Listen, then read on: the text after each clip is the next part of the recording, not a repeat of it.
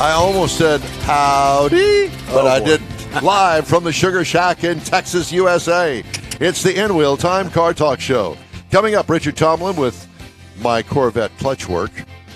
Mars drives the Mercedes-Benz EQS 580, and he's got stories to tell. We'll also have the events calendar and the stories making automotive news headlines this morning. Howdy, along with Mike Out of This World Mars, King Conrad DeLong. We always need more Jeff Zekin. I'm Don Armstrong wearing the same shirt that they are, but not the exact same one. We all just have the same type of shirt on. In honor of Lupe Tortilla, because we're supposed to be at Lupe Tortilla this morning. Made a wrong turn.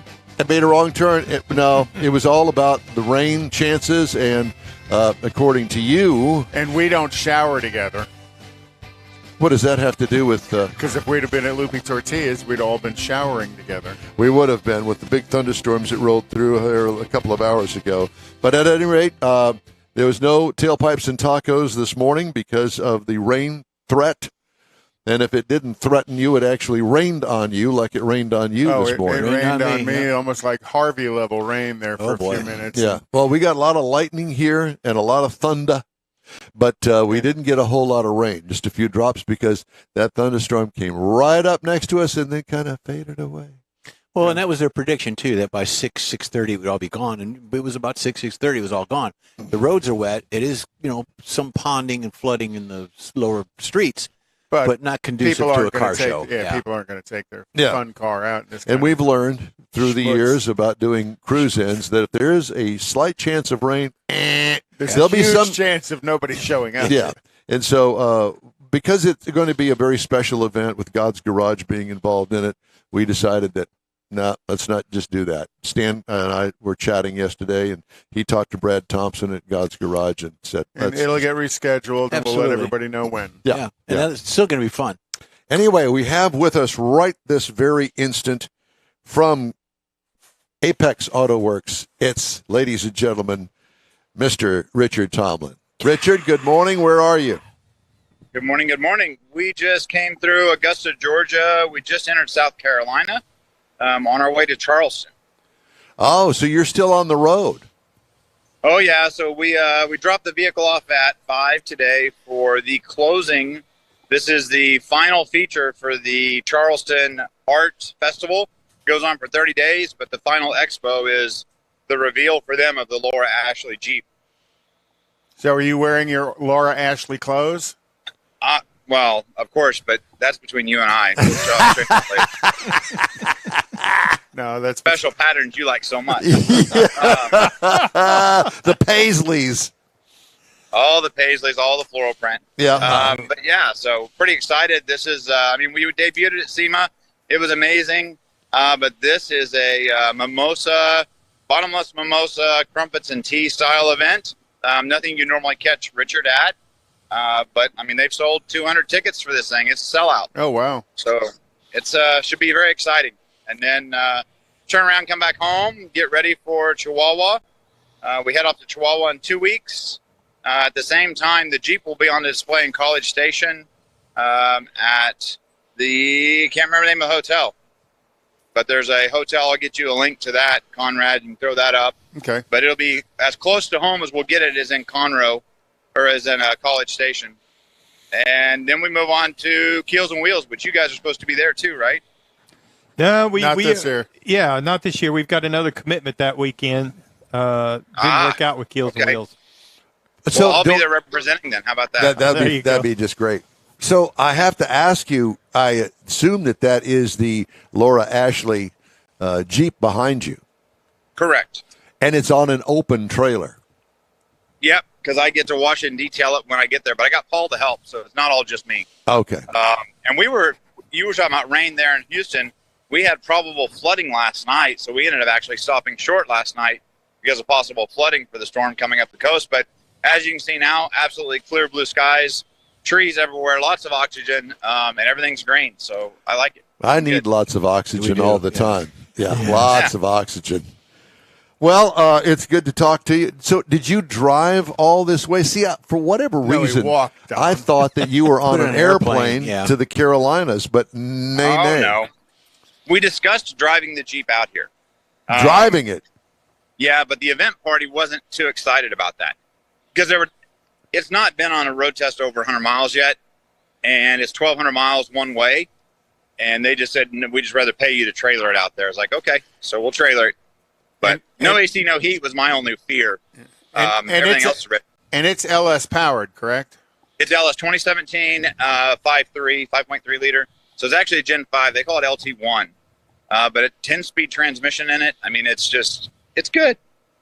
It's fun, and it works, and it's basic. I mean, and will the Laura Ashley people be driving it much, or just on and off their truck as they take it to different events? I don't know if they're going to drive it at all, because where they have us setting it up, I mean, they put out these little, I've seen pictures of it. They've set out these little tiles. We have to drive in and park on those tiles exactly. So we'll get there. We'll get it parked, and we'll make everybody happy, let them see it. Lots of displays and floral patterns going around it, as you can imagine. The back of the Jeep is completely full of floral arrangements and dresses and garments. Cool. Conrad. Do they have my size? What size is that? According, right? The tent maker. We like it a little tight, right? Yeah. How's that, Conrad? No, Finally, we're something's good. coming back at you. Yeah, we're good. And the Corvette's amazing, Don. Give me a little detail on that. So, it's good. To do a little background, the Corvette clutch was giving me some issues, and so I thought, okay, well, Richard had volunteered to take on the challenge of finding out what was wrong with the clutch. Sucker. And he says, just buy the kit. And he told me what kit to buy and the company to buy it from, and I did that and had it shipped directly to him. The kit was $1,000, and I think it had everything that you needed in it to change everything the clutch. One key. Yeah. So it's a TIC Performance Kit, but for Conrad, it's the LS7 clutch. Okay. Fitted for the C5, and new master, new slave, new hard lines, new throw out. Put it all together, shim it appropriately, and fire it up and go run down the road. Yeah. Wow. And I'll tell you, Richard forewarned me. He says, now, look, you're going to kill the engine right away. I said, why is that? He says, because that clutch works so well. I thought, okay, well, I'm not going to try to... Immediately comes on. Immediately. Yeah, immediately. Well, it's not that sensitive any longer. Good. Burned it up. Hey, wore it down. No, I didn't do any of the above, but, just light throttle, just a little bit of clutch, and away she goes. And over the past week that I've had it, it's actually come in now, and it's doing a lot better, and it's much easier, and it doesn't want to just go nuts as soon as you engage the clutch. I keep teasing Don that his left leg's going to look like Popeye's arm because, I know. I'm just glad to hear you're actually driving the car again. At 37,000 miles, it needs to be driven a little bit more. Actually, it's only got 31,000 miles on 31. Sorry. Yeah. 37 is the race car that we've got, a C5 race car with 37,000 miles on it. Yeah. And it's all track miles. So it looks identical to yours, just has a roll cage. Yeah. Pretty cool stuff. Well, that's next for Don's No, cars. we're not doing any cages in the car, none of that stuff. Yeah. Richard doesn't like my Hurst shifter. And tell everybody why you don't like it. So I'm a tall guy, right? So my arms are like gorillas. But when I sit in the car, this shifter, the Hurst shifter, well, first, to me, it's a Plymouth product. It's not a Chevrolet product first. But second thing on the Hurst shifter is it leans forward. So I'm actually leaning forward off the seat to reach up and grab the shifter when it's in first, third, and fifth. It just feels really odd. And when you try to go to fifth gear or even going to reverse, you've got to put a pretty heavy commitment on leaning forward to get that shifter over far enough. But Richard, I understand what you're saying, and I was thinking you were going to say that because of your height and your build, that you couldn't come back into second because of the armrests and things like that. Because I've run into that in some cars to where you got to lift your elbow forward. up. Yeah, it's going forward. Yeah. It's very odd.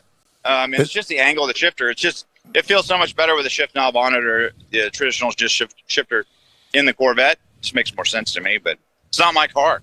No, it's not. No, it's not. And I like my shifter. And Jeff and I put that shifter in 3 times to get it right, and it ain't coming out. It takes time to get that stuff right. And yours does work appropriately. It's just the ergonomics of it. I'm an ergonomics freak when it comes to cars that I drive and try to spend a lot of time in. I like them to fit and work the way I like it. Well, So, the way that the Hurst company designed that shifter for that car is the fact that it's about the wrist angle. okay. It's all about the wrist. So It's all about the wrist. Limp-wristed. It's limp wristed, yeah. So that's why the handle is actually canted forward when it's in first, third, and fifth. Oh, see, and I thought Yeah. you put it in backwards and instead of canted backwards. Well, that was the first 2 times. Yeah. The first 2 times it was backwards. Shut Well, up. a shout out to those of you that are going to be at Keels and Wheels. Please stop by Hands On Driving Academy. We're trying to raise funds for 2 of our students to actually be at the runoffs this year, which is our national finals in the B-Spec cars. These are disabled veterans lost the use of their legs. We've created hand control cars that we can actually race and be competitive nationally. So just looking, we'll have Dylan out there with it, myself, and we'll have the Honda Fit blue one that's just most recently completed. And what's the website? Handsondrivingacademy.com. Very good. So I wanted to tell you that I've got to bring the Corvette back to Jerry again, or you if you're there. When are you coming Yeah. back, by the way? All going well. I'll be back Monday night. Oh, my. Well, I'm not going to hit you up that hard right after you get back. Be there but Tuesday. the brake indicator light on the dashboard doesn't work when I pull the brake up. I think it's just an adjustment underneath there somewhere. Really? Yeah. That's interesting. It's got to be another sensor that's not touching or something. I don't know. So But I know We'll get it. I know that the light bulb works on the dash because it lights up when you start the motor. So at any rate, I know that Yeah. you will. I know that you'll get it. But at any did you by chance get the button? We put your fuel button back together too. The fuel release. yeah, You get one of those. Bring it. I can put that in at the same time. it seems to work just fine. I filled it Okay. up. I filled it up this week. Yeah. All right. It was sketchy in the beginning, though. So I'm going to head down the road. You guys enjoy the rest of the show, and we'll talk to y'all next week. Be Richard, safe. Thanks, Richard. thanks so much, man. Talk to you soon. Have fun.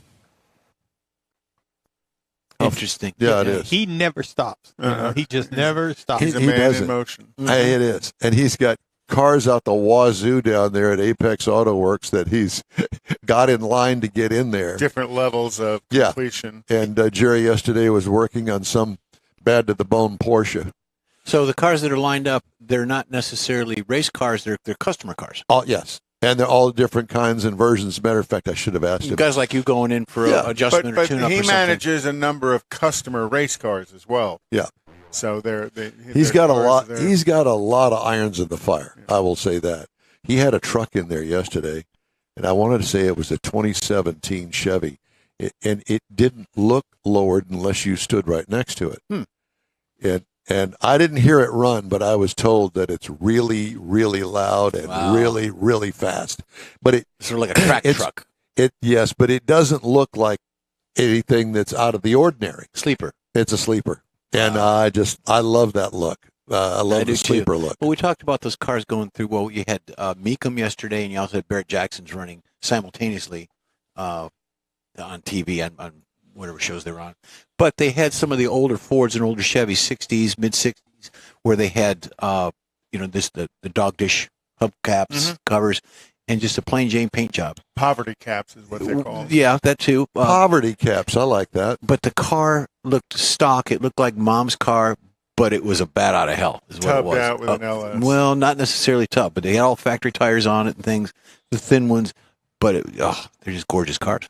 Yeah, that's my cup of tea. I've Yeah. always liked the sleeper look. Mm-hmm. Not too wild, just underneath the hood is something special. Yep. Special ed, as you were. Something Short like that. bus. Short bus. Yes. No, they didn't have any buses. No buses. No. Huh. The only bus I know is Craig's, and that's a cool bus. They're too cool for school. Too cool for school bus. Yeah. Craig, if you're listening. And by the way, just to let Probably you know, too early in the morning for Craig. Yeah. I talked to Craig this week. It's too early for called us. me and he's purchased a Lamborghini. Did he really? Who did?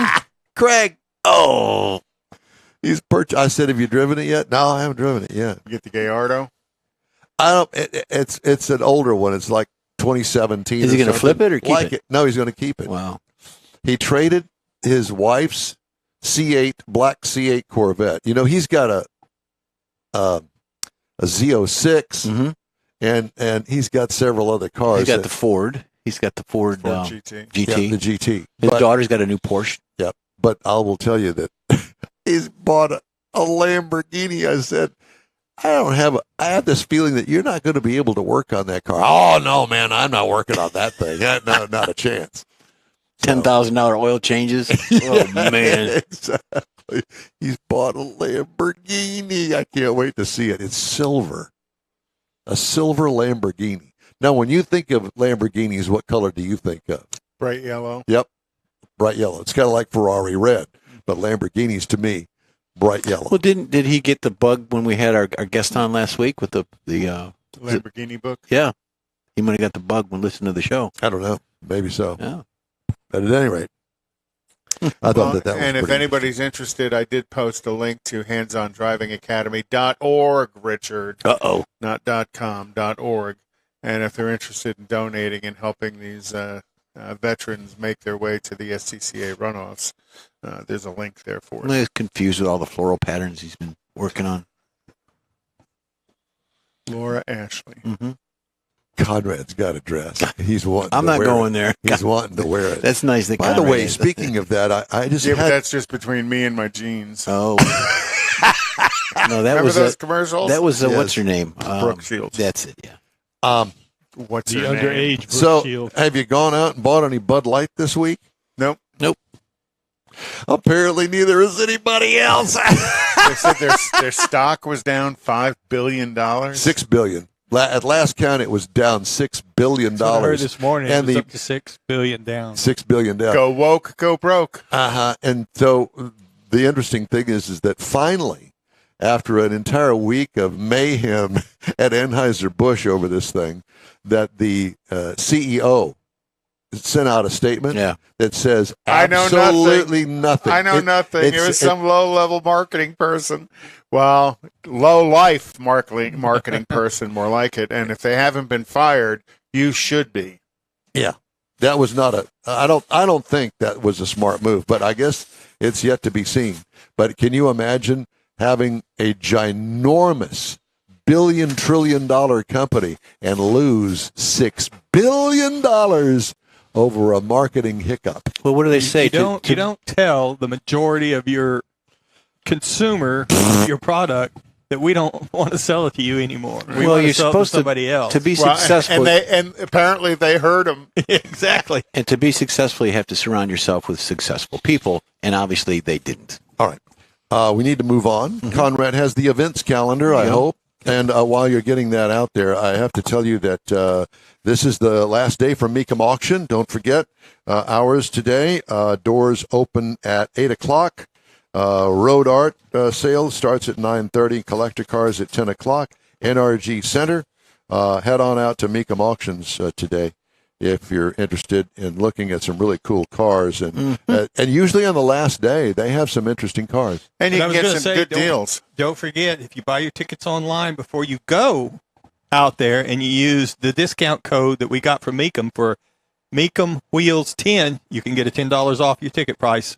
Wow, very good. Say that one more time. So it's $30 at the door. If you go online and use a code that's only available that they gave us to hand out, Mecum Wheels 10 gets you $10 off if you buy your ticket online before you go. So we can save you money because Save of you our money. Save you money. We really will save you money today. Today, They had 39 Corvettes roll through yesterday from one collection, and the older ones, I told you last night at dinner, the 60s and early 70s were going in the 100 six-figure range. When you get to the 80s and 90s, they were like 40, 30. So the newer you got, the less they were. Time now for the events calendar, Conrad. So tonight is Nifty 50s, and kind of Randy's kind of changing it up now. It's 3 p.m. till 10 p.m. Oh, at 2250 Buckthorn Place, which is right there behind the Whataburger. 3 to 10. Yeah, so a 7-hour event.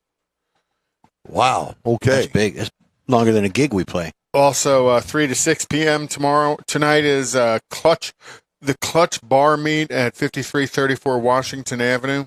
Clutch Bar. Clutch Bar. Okay. I've heard of it. And then Wheels and Wine at Bordeaux Vino Wine Bar off of Research Forest Boulevard. Now, are these cruise-ins or are these events? These are cruise-ins. Okay, this is supposed to be the events calendar. Turn a I page. guess if I turn this over. Speaking of while he's doing that, the art car parade's today. Yeah. We should have an art car entry, Mike. I think we should. Mike, you don't have enough to do, so we're charging you with the art No, car just for next year. We'll get some of our vendors. Yeah, you don't have any kind of microphone on or anything. We'll get You some of just our stay over there sponsors to and- donate a car. We'll fix it up. We'll get, Brad and all them. Just help us. Okay, you want to try again, Connor? Sure.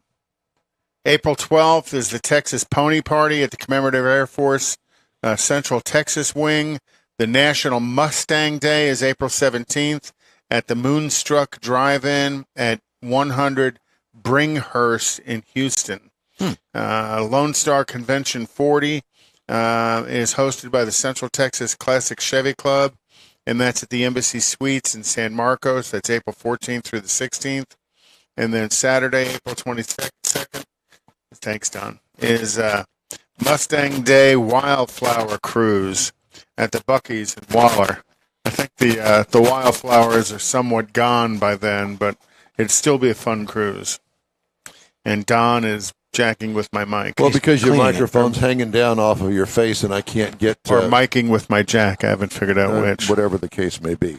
All right, time now for this hour's car review. Mr. Mars has the Mercedes-Benz EQS 580, and apparently there's a story with it. Oh, wait just a minute. Huh? Turn me back on here when I'm talking about this Mercedes-Benz. So boy. this is the 2023 Mercedes-Benz. This is the second year for the EQS 580 4MATIC SUV. Now this So is that's a the EQS. Full EV. full-blown EV, and it's got some things. Now it's a very good-looking car, got some I believe. fangs. Now they call it an SUV, but it's more like a CUV. Obviously, it's large. It's got the optional third row in this particular vehicle.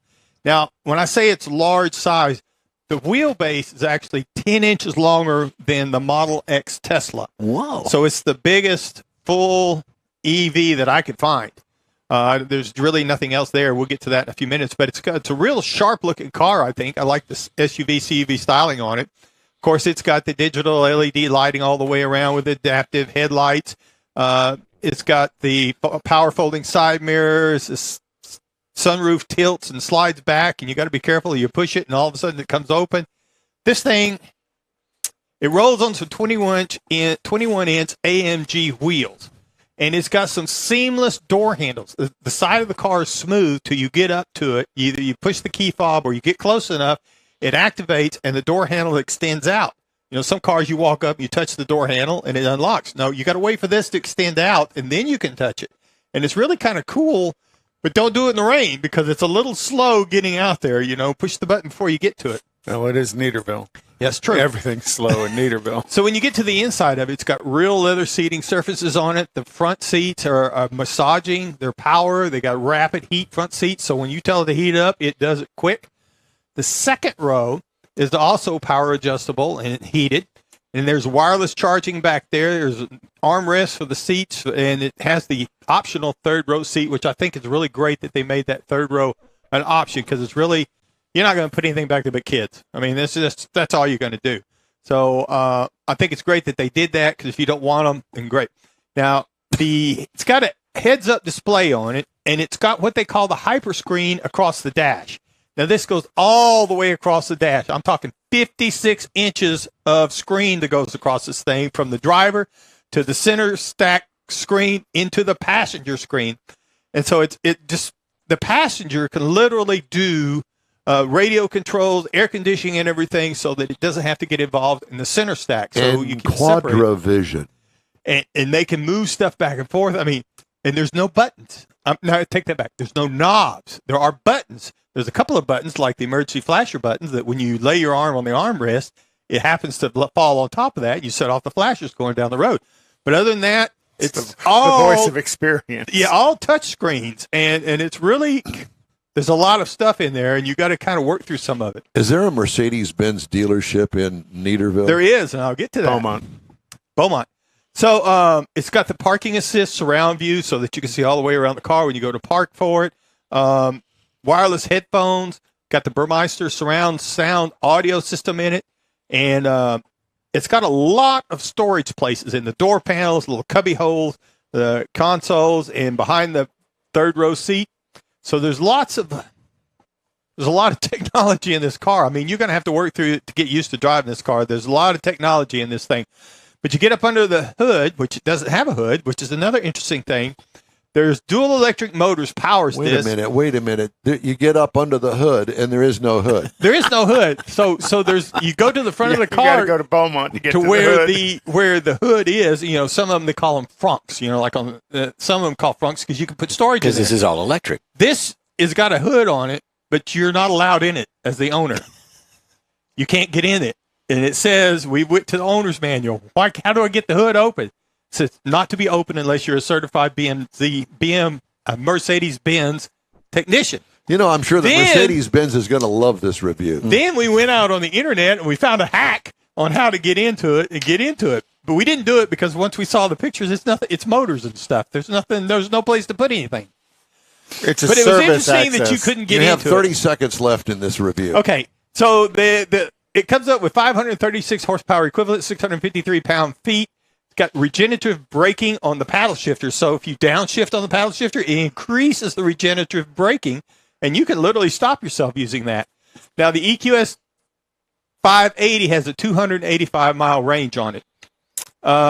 We didn't try to push it that far, and we ended up going over to the Mercedes-Benz dealer in Beaumont to charge it for the press fleet to come and pick it up because it was 27 hours to charge it on the Home 110 thing.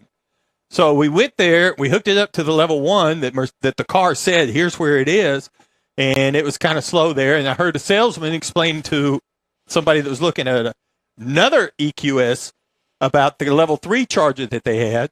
So anyway, I couldn't get the level 3 to work, so I left it on the level 1. And that's another story altogether. This car comes with standard air suspension with adaptive dampening system, so it's a very smooth, luxurious type ride without being floaty. It does have an off-road setting. It'll go off-road a little bit. Oh, my God. Not much. It's got only 9 inches of clearance, but it'll get you a little bit. And interestingly, I didn't find out until I was doing the review, the notes, it has an external sound generator, so I didn't get to try that. Now, this is a large vehicle. It's actually 10 inches bigger than the Tesla X, 10 inches longer. The Tesla X starts at $94,990. The Plaid starts at I'm going to be at $104. work Monday. This is bigger, so I didn't really find anything to compare it to. So the base model for this car is $125,950 at $20,940 worth of options. Price is MSRP $146,890. Want to remind everybody that the In-Wheel Time Car Talk Show is available 24/7 through the iHeartRadio app. Just look for In-Wheel Time Car Talk. We also video stream on Facebook, YouTube, Twitch, and InWheelTime.com. We continue with this show on and on and on. I got more. Everyone at the Tailpipes and Tacos Cruise In at the Lupi Tortilla Tex-Mex in Katy, thank you for participating in the best cruise in around and look forward to seeing you again. You'll hear about the next cruise in date right here on In-Wheel Time. Next time you're in the West Houston Energy Corridor area, be sure and stop in at the original Lupi Tortilla Tex-Mex at I-10 and Highway 6 or the Katy location on the Grand Parkway at Kingsland Boulevard. When passing through Beaumont or College Station, stop in and have Lupi's award-winning beef fajitas and frozen margaritas. There's always a celebration at Lupi Tortilla. Lupi Tortilla founder Stan Holt and his wife Sheila are winning racers on the NHRA drag racing circuit and have a collection of hot rods and classics that everyone appreciates. Look for them at the next Tailpipes and Tacos Cruise-In. The date will be announced soon and will once again be held at the Lupi Tortilla Tex-Mex on 99 and Kingsland Boulevard, just south of I-10 and Katy. We'll give you all the details right here on the In-Wheel Time Car Talk Show and online. Donations benefit God's Garage. We'll see you then. Mecum Auctions, the world's largest collector car auction company, returns to Houston, April 13th through 15th at NRG Center. featuring 2,000 muscle cars, Corvettes, exotics, customs, and more. Broadcast live on Motor Trend TV and Motor Trend Plus. From avid collectors to those new to the Mecum experience, we welcome everyone. Register to bid now at Mecum.com. It's the In Wheel Time Car Talk Show. Today coming up, we have Brian Carrick, Mustang Club of America. Later, a look at the stories making headlines this week. Howdy, along with Mike Out of This World Mars, King Conrad DeLong. We need more Jeff Zekin. I'm Don Armstrong, and if you're wondering why we are not at the Tailpipes and Tacos, why aren't we at the Tailpipes? well, and Tacos? because of the chance of rain this morning, and there are some parts of Houston that got soaked, others didn't. And when there's a chance of rain, chances are pretty good that not everybody's going to show Which up that makes wants sense. to be there. Well, you know, people aren't going to bring out their Tri-5s if it's rainy or if the roads are wet because they don't want to spend the next 2 weeks cleaning them. That's or, true, too. Or let somebody slide through a red light at the intersection and ding it up. Yep. Well, I will tell you that I did a car show, this is many years ago, in Oklahoma City, in an open trailered the Corvette all the way up there to Oklahoma City, and it snowed and rained all the way up there, and it took me 24 hours of no sleep cleaning up the car, and the tires never touched the ground. It was on a wrecker to go up there, trailering another couple of them. Wow. And it's an absolute nightmare to try to clean up a car that's been on the road, a wet road. Just saying. All right. Good decision. We're going to change gears right now. And But we love you, Stan and Sheila. Yeah, thank you very much. We'll be back. We'll be back there. Yes, we will be. When the date is announced, you're going to hear it right here. Okay, our next guest is Brian Carrick, Mustang Club of America and the Ozark Raceway. Good morning, Brian. How are you? Good morning, gentlemen. I'm doing fine. Well, it's good to have you with us, and we appreciate it. Where am I speaking to you from right this instant? I happen to be in San Antonio today. Oh, okay. So let's talk about you and the Mustang Club of America, and your title is Director of Driving Events. That's correct. I'm the Director of Driving Events, a member of the National Board of Directors for MCA. And so for the last couple of years, we've been updating our program for track events. And we typically have at least 2 events every year. This year, we're going to have at least 3. And the first one up is at Ozarks International Raceway. I know a lot of your viewers probably haven't heard about Ozarks International Raceway, but it's it's up in Missouri by Gravois Mill, Missouri. And it's one of my opinion, I've raced a lot of tracks in the United States, and it's my favorite by far. So it's in the top 3, although it can be it's a very exciting track based on the 1,200 feet of elevation change over the 4 miles. Oh my! Oh, wow. So it's a 4-mile road course. It's a 4-mile road course. Wow. If you've ever been to Road Atlanta, I know a lot of your listeners probably have been to Road Atlanta. You have that big hill that you have to, put the pedal down and go over that hill, hoping that the road's still there when you get to the other side. Yeah, that's right. Uh-huh. Well, at OIR, you get to do that 6 times in every lap. Oh my gosh! It gets you over that problem right away, or you're slow, one or the other. What kind of classes of cars race in this event? Mustangs? Well, it's not a race; it's a high-performance driving event, and we run Mustangs. Actually, it's open to all makes, so it's not just for Mustangs. At our event last year, we had about 80% of our cars were Mustangs or Fords, if you will, and then we had Vets, BMWs, Vipers, full-on race cars, Miatas, etc. And so, it's open to all makes. We cater to Mustangs, but it's open to all makes. And we run 4 run groups. We have the novice or beginner, followed by intermediate, then advanced, and then the very advanced. Which very advanced is you've done a lot of HPD track time, or you have a competition license, etc. But we do not race. It's a high performance driving experience or education. Is it a timed event? No. No, it's not a timed event. But today, most people have some type of timer in their their phone or something in their car, so Sure. you can track your track times, and if you can get down in the 230 somewhere, then you're hauling the mail. That's 220s is really hauling the mail, so it's a long track. It's a lot of fun. Can you take a passenger in the car with you? We do allow passengers on approved individuals, like you can ride with an instructor. If you demonstrate your driving ability and your ability to control the car, etc., we will approve people to take passengers in the car, but they have to have the same safety apparatuses that whatever the driver has. Do all the cars have to have a roll cage? No, again, this is a driving event, so no roll cage required. You just need a seat, and a factory seat belt will get you through it, and then a helmet. Right, so you need to have an SA a Snell rated helmet that's 2015 or newer, and you're good to go. Do you have 6-cylinder Mustangs running the course? Oh, absolutely. Okay. We have all makes and models running the course, all Mustangs. And if you're a novice or a beginner, we instruct you. We get you through it safely.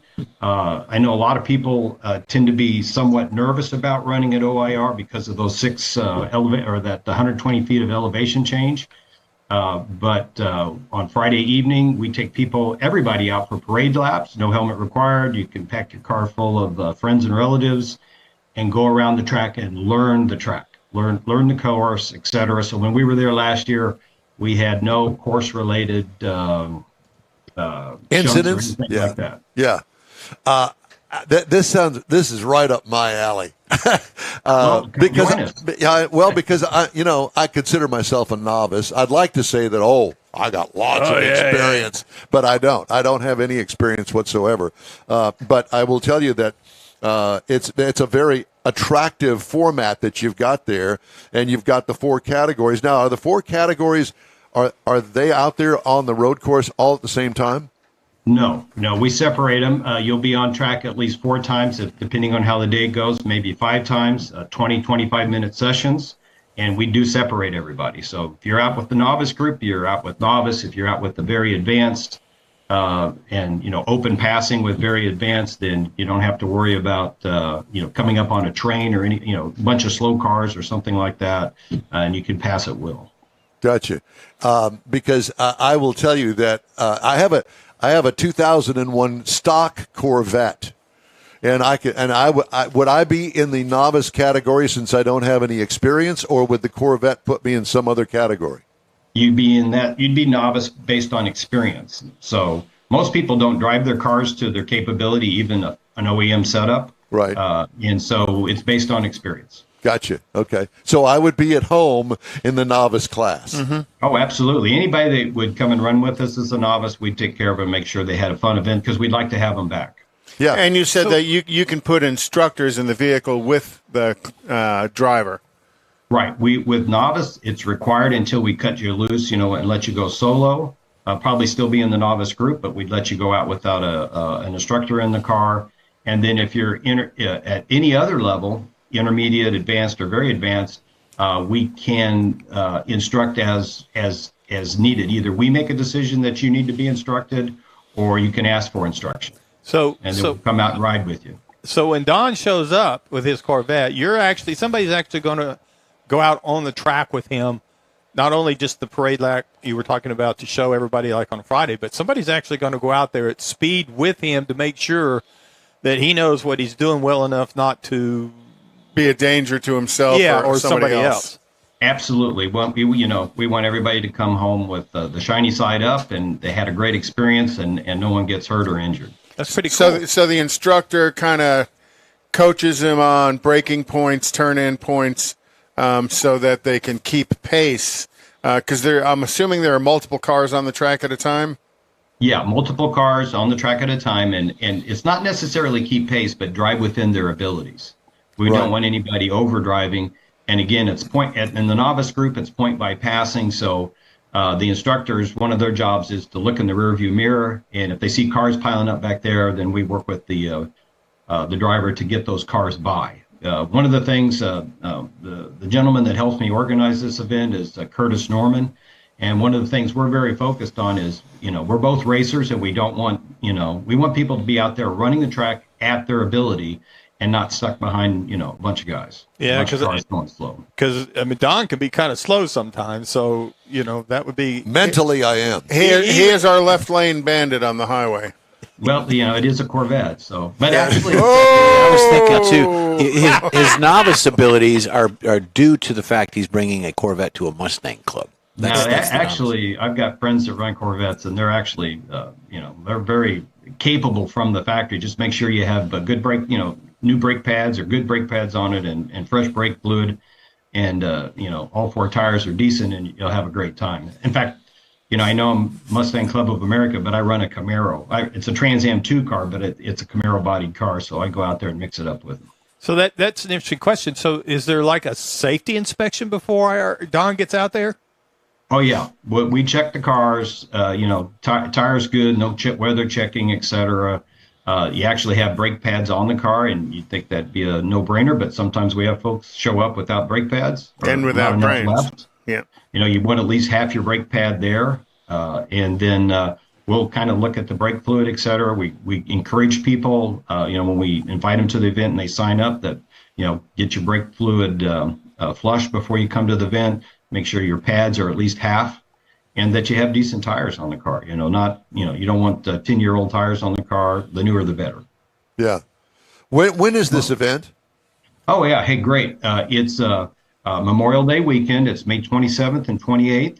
So the 26th is early arrival, and, get to do the parade laps and learn the track if you haven't been there before. And there are still some garages available. So we do have some garages up there. The Ozarks International Raceway is literally, it's a world-class track. J.R. Pesic built the track, and he's a IMSA racer. His son races also. And, their control center is up there with the best in the nation. They have 36 cameras. So if you come in and say, that guy did it to me, well, they can look it up on video and see who's telling the truth and who's lying. So they're great guys to work with. And again, it's a great facility. How much does it cost to enter the event? If you're a Mustang driver or if you're a Mustang Club member, it's $450. And if you're not, then we charge a little bit more. But if you're willing to join the Mustang Club of America for $35, you can get a discount and join as you sign up, and you get a discount. So you were telling me that the location, it's in Missouri, but it's kind of out in the middle of nowhere, basically. Yeah, it's about 40 minutes from Osage Beach, 45 minutes from Jeff City. There are hotels in the area, et cetera, and the hotels are old resort type hotels. They're not bad. They're just not, they're not 5-star or 4-star unless you move over toward Osage Beach and you're willing to drive a little further. Yeah, we were kind of talking about it. It's kind of like the Fall Nationals at Ennis that, there's hotels, but you may end up driving a little bit if there's a really big crowd. Yeah. Gotcha. Well, right. It's kind of like if you've ever had the chance to go to Virginia International Raceway. It's a great track out in the middle of the woods. And you got to drive about 40 minutes there to get to a hotel. If you're not on the on-track hotel, which it's difficult to get into there. So I got a sleeping bag.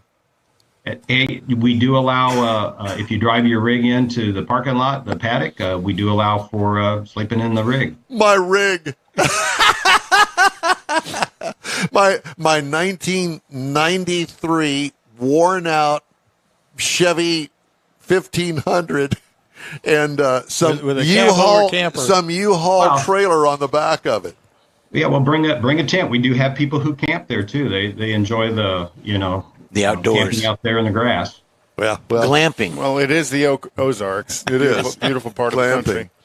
Oh yeah, and there's actually there's an eagle's nest on, I forget which turn it's on, so you get to watch the eagle. So if you do bring a small dog, keep an eye on the dog, keep the dog leashed up because it might become dinner. But you're out in the country, so in the wild. Yeah, Brian, what do you guys have a website or something we can learn more about the event? Yeah, so you could either go to MCA, the Mustang Club of America.org, or we're up on motorsportsreg.com. That's the easiest way to get to it. Just type in MCA, et cetera, event, and it'll get you to us, and registration's there. You'll also see that we have an event coming up on July 27th at Putnam Park near Indianapolis. It's a one-day event. And then at the end of the year, out in October 6th and 8th, we have a national car show with a track event, and it's in Topeka, Kansas at Heartland Motorsports Park, which is, again, a great facility. It's a great surface on that track, a lot of fun to run there. You got one blind hill, if you will, there also on the front straightaway, and we'll have an event there also. And then in April of 2024, we have a national show coming up. Not sure it's been announced yet, but we have another track event there at a world-class facility out in the Southeast. Well, I was waiting for you to say, yeah, it's going to be close to San Antonio, Austin, something like COTA. I don't know, but you got to. COTA's a pricey track. Yeah, that's what I understand. Yes, it is. Well, listen, Brian, it's great to talk to you. Thanks so much. It sounds like a ton of fun, and a little Memorial Day weekend trip over to Atlanta. I know a lot of folks will be signing up for that. Great to talk to you, my friend. Thank you very much, and have a great weekend. You too. Appreciate it. Have a good one. You too. There's that. Yeah, and it's really not that far. I mean, it's definitely a long weekend, but it's really not that far up there. Well, let's see.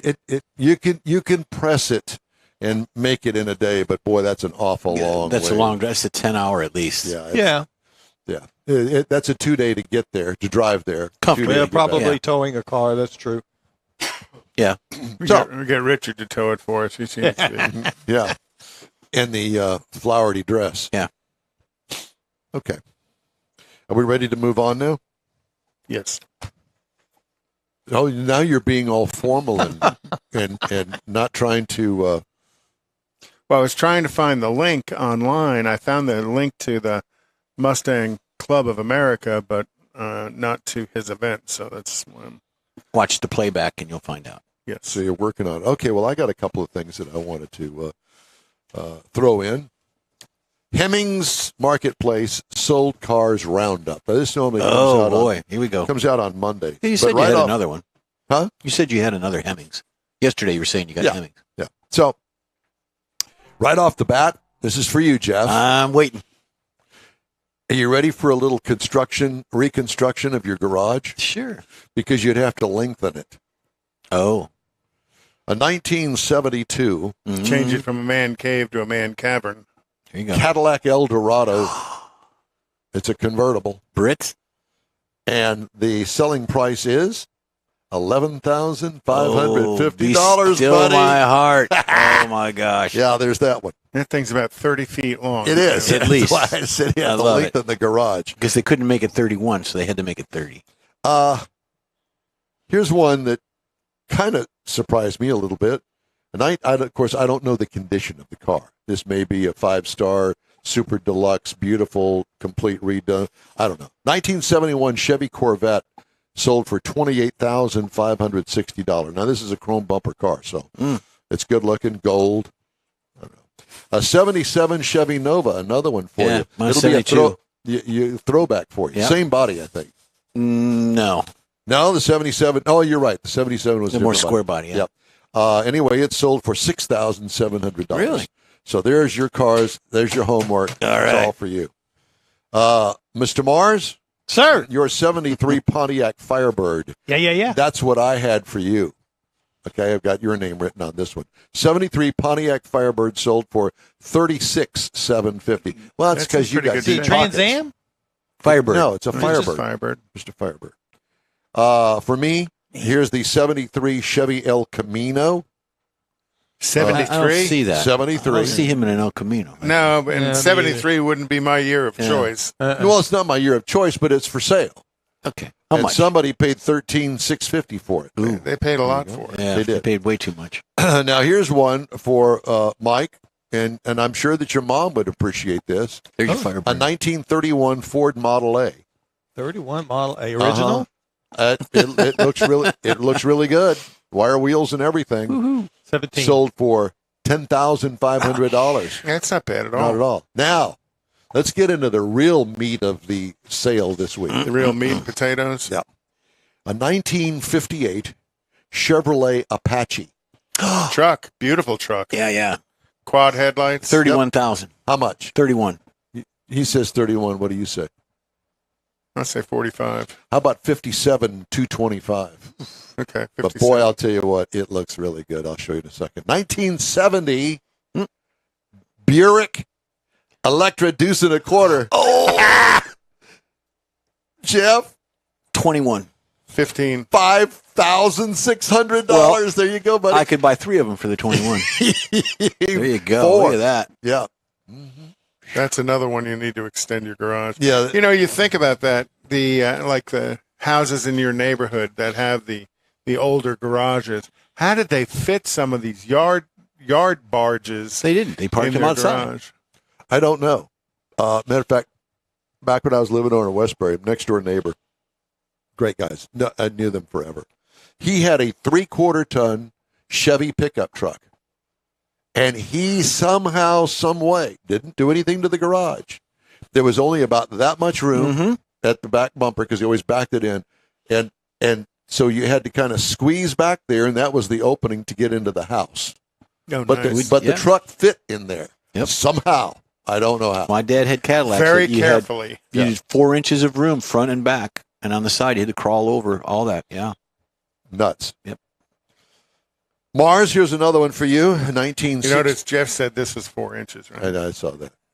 He's been saying that forever, since he was a teenager. 1962 Ford Fairlane 500. Your guess, sir? Cool car. Ford Fairlane? Fairlane 500. 18. 12,000. Yeah, I'm going to say 10. You said 18. You said 10. what? 10. I said 12. Jeff wins $12,086. Because he looked at the sheet. No, I didn't. I did not look at the He sheet. cheats. No. I did not look at the sheet. Now he looked at the sheet. There you go. He keeps these in the safe overnight. I did. But at any rate, here's a 78 Corvette. We were talking about the Corvettes that were on sale at Mecum Auction. And here's one, a 1978 no-horsepower Chevrolet Corvette. It sold for $16,013. That's on Hemmings. If it was Mecum, it would have probably went for 32. I don't know. I mean, it's a very clean two-tone paint job. I think that that's not stock. Well, Because they didn't offer a two-tone. No, they didn't. This was kind of a salute, if you will, to the pace car. Anniversary. Oh, black and silver. Well, this one is silver on gray. There it is right there. 16,000 is a lot of money for that car. Like the first year of the no fade. horsepower. Has no to it. horsepower. Now, if the car were extra clean and really, really cherry, pull that weak, nothing motor out of it and put an LS in that. Oh, yeah. That would be a game changer there. All right. What else? Anything? Anybody? Fade paint. Anybody? Oh, Bueller? we got. No, I've got news. So don't. April. We got 1, 2, 3, 4, 5 race car driver birthdays. David Gillen on the 1st of April, born in 1976. Robert Richardson Jr., born in 1982, was born on the 4th of April. Casey Kane, born on the 10th, 1980. Austin Dillon, born on the 27th, These are NASCAR 1990. Well, and then Michael Waltrip on the 30th, 1963. Those are the birthdays for NASCAR specifically, but race car drivers in general. Gotcha. Okay. Kia America is recalling 51,568 vehicles for power sliding doors that have closed on occupants, resulting in 9 reports of injuries. The recall includes all 22 and certain 23 Carnival vehicles. In the summer of 21, Kia began to identify customer complaints that alleged the power sliding door injured children. As of November of last year, injury reports included 1 fractured thumb, 1 broken arm, 7 bruises, swelling, and minor cuts or scrapes related to the power sliding door. Get your kid out of the door while it's moving, you twit. Not necessarily a kid, could be an adult too. Seatbelt pretensioners may explode on the Genesis G90 for 2023. They're supposed to explode. Not while you're driving. Seat belts not working, not properly welded in the BMW 330i, 340i, X3, X4, 19 through 21 model years. Heating element may overheat on the front camera. Causing a thermal event. There you go. Audi Q7 for 2020. Vehicle doors may open unexpectedly in the Volkswagen ID4. Volkswagen Taos fuel pump may break. Volkswagen Atlas and Atlas Cross Sport front passenger airbag may not deploy. High voltage battery pack may short circuit on the Kia Soul EV from 2015 through 2019. Coolant leak in the engine compartment may cause a fire. How does that happen? Coolant leak. A coolant leak may cause a fire. Because the antifreeze is flammable. Really? Mhm. I did not know that. Did not know that either. What's it got in it that burns? Clearly, some sort of petroleum. Ethylene glycol. Ethylene glycol is Isn't that the same Flammable. stuff they use in dry cleaning processes? I believe it Ethylene. is. I believe ethylene glycol is used in the process of dry cleaning. Okay. Well, we'll look that up. Not. Land Rover, Range Rover PHEV, which is a partial hybrid electric vehicle. Plug-in Okay, electric whatever. hybrid. Partial plug-in, whatever. It's different. Like you. Thank you. 2018 to 2022 Plug and me the in. Range Rover Pull Sport my string PHEV. and watch me go. Land Rover, Range Rover for 23. The engine compartment fire from an oil leak may happen. More They should thermal just events. recall all of those. Yeah. Honda's trailing arm, seatbelt frame, Mercedes-Benz AMG CLA 45, air leak from tires. Schrader. It's being recalled for that. Schrader. Rivian, reduced visibility of reverse lights. They got some of the stupidest things. And the Rivian has got the weirdest lighting package on it anyhow. You know, they have those headlights with the little line in the middle of them. And here's something that's pretty scary, actually. A Carrera GT, which is a pretty fast car from what I understand. I've never been in one, but Porsche. suspension components may fail. Not So good. that's not good if you're out there beating on it. Yeah, Or, exactly. doing the Ozark run. Hey, if you'd like to get in touch with us, shoot us an email. The address here is info@inwheeltime.com. We've got more of the show coming right up after this break. Everyone at the Tailpipes and Tacos Cruise In at the Lupi Tortilla Tex-Mex in Katy, thank you for participating in the best cruise in around and look forward to seeing you again. You'll hear about the next cruise in date right here on In Wheel Time. Next time you're in the West Houston Energy Corridor area, be sure and stop in at the original Lupi Tortilla Tex-Mex at I-10 and Highway 6 or the Katy location on the Grand Parkway at Kingsland Boulevard. When passing through Beaumont or College Station, stop in and have Lupi's award-winning beef fajitas and frozen margaritas. There's always a celebration at Lupi Tortilla. Lupi Tortilla founder Stan Holt and his wife Sheila are winning racers on the NHRA drag racing circuit and have a collection of hot rods and classics that everyone appreciates. Look for them at the next Tailpipes and Tacos Cruise In. The date will be announced soon and will once again be held at the Lupi Tortilla Tex-Mex on 99 and Kingsland Boulevard, just south of I-10 and Katy. We'll give you all the details right here on the In Wheel Time Car Talk Show and online. Donations benefit God's Garage. We'll see you then. Mecum Auctions, the world's largest collector car auction company, returns to Houston, April 13th through 15th at NRG Center. Featuring 2,000 muscle cars, Corvettes, exotics, customs, and more. Broadcast live on Motor Trend TV and Motor Trend Plus. From avid collectors to those new to the Mecum experience, we welcome everyone. Register to bid now at Mecum.com. You own a car you love. Well, why not let Gulf Coast Auto Shield protect it? Houstonian John Gray invites you to his state-of-the-art facility to introduce you to his specialist team of auto enthusiasts. We promise you'll be impressed. Whether you're looking to massage your original paint to a like-new appearance, apply a ceramic coating, install a paint protection film, nano-ceramic window tint, or new windshield protection called ExoShield, Gulf Coast Auto Shield is where Houston's car people go. Curbed your wheels? Instead of buying new, why not have them repaired? How about a professionally installed radar detector? Gulf Coast Auto Shield does that too. Get a peek inside the shop and look at the services offered by getting online and heading to gcautoshield.com. Better yet, stop by their facility at 11275 South Sam Houston Tollway, just south of the Southwest Freeway, and get a personal tour. Gulf Coast Auto Shield is your place to go for all things exterior. Call them today, 832-930-5655 or gcautoshield.com. On the Smoke and Mirrors Network. All right. It's the In-Wheel Time Car Talk Show. Coming up, Bobby Sparkman, question mark? Possibly. I hope. I haven't got a hold of him yet. I'm Could looking. be. Well, get him out of bed. Get him. Probably hungover or something. No, he's in a truck somewhere driving with his camera on. Like he Hot always Rod is. Tour of Texas. I also drove the Ford Bronco Everglade. I'll give you my impression of it. We'll also have the cruise-in calendar, which Conrad tried to sneak by. Yep. And instead, he was doing the event calendar, or vice versa. This cruise-in calendar time. Anyway, later, Conrad has This Week in Auto History, and I'll bring you the stories making automotive news headlines this week. Just ahead, here on the In-Wheel Time Car Talk Show. Howdy, along with Mike out of this world, Mars, King Conrad DeLong, who's squeezing his way in just as we speak. And we need more Jeff Zekin. Of course. I'm Don Armstrong. Glad that you could join us this morning. And if you're wondering, well, wait a minute.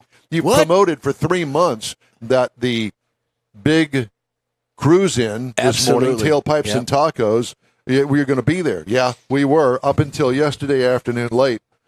Well, When, I told you last night at dinner, I was a little bummed. I was bummed because I look forward to that event. It's like when we're on stage playing the music and you see people dancing. That's your good part of it. Get you excited, and getting excited is going to Lupe Tortilla and seeing all the car guys and Yeah. talking to everybody. So I was a little bummed. Yeah. Well, hopefully we can reschedule this, and we've got a lot of events coming up, Mars. Mhm. Remotes. Yeah. Yeah, that. Are you participating? Or? Yeah, I'm trying to figure out this screen. But anyway, so yeah, He's looking for Bobby. Yeah, and I'm trying to text Bobby. So we've got coming up, we're going to the Hot Rod Tour of Texas. We're going to go do some filming for it at the end of the month. We're going to pick up some stuff in Seguin. The end of the month is 2 weeks. Yeah, 2 weeks. What I said. What he said. The end of the month, which is 2 weeks. Yes. So 2 the weeks Hot away. Rod Tour of Texas, they're going to leave Victoria on Thursday. Thursday. Friday. Thursday's the party. They're going to drink. Thursday's They're the going to party. drink Thursday and hopefully wake up in time Friday to. Yes. And so then they're going to Seguin as the first big stop. The tour. We. The tour. I am. You are. And then Y'all. you are going to join us at some point. I hope to be in Seguin so that we can do some interviews and get So some what is content going there. to be on the air that Saturday morning? So we're going to take a compilation Oprah. of the Hot Rod Tour things. We're going to interview with some of the participants and what they're driving. We're going to look at some of the cars, and we're going to On Saturday. no, we're going to do it on Friday. Record it and package it up so that we'll be at Samson Performance Samson and Delilah. in New Braunfels. That's the big stop at the end of the day. So in other words, you're not going to get any sleep because that means that Thursday evening when you do this review, you're going to have to edit it. No, Right? Friday. Friday. Friday's going to be the review. Oh, so So- you're going to make the first stop on the tour. Right. And On then Friday I'm night. going to meet Jeff and David in New Braunfels on Friday evening whenever y'all roll in there. All y'all roll in there into New Braunfels. We're going to do some more interviews there with the people. We're going to talk to the people there at Samson Performance. Seems like they got a pretty cool setup, so we're going to check it out. And then we're going to go to the drive-in, and we're going to try and get some more content there. I got content for you right now. Lawrence of Arabia. And then- he went to fight the Turkish. He's an English kind of guy. Yeah, so we're going to go to the drive-in, have some fun there. Then we're going to package it all up together. And 8 o'clock holding it. Saturday What? morning. What did you say? He's holding it.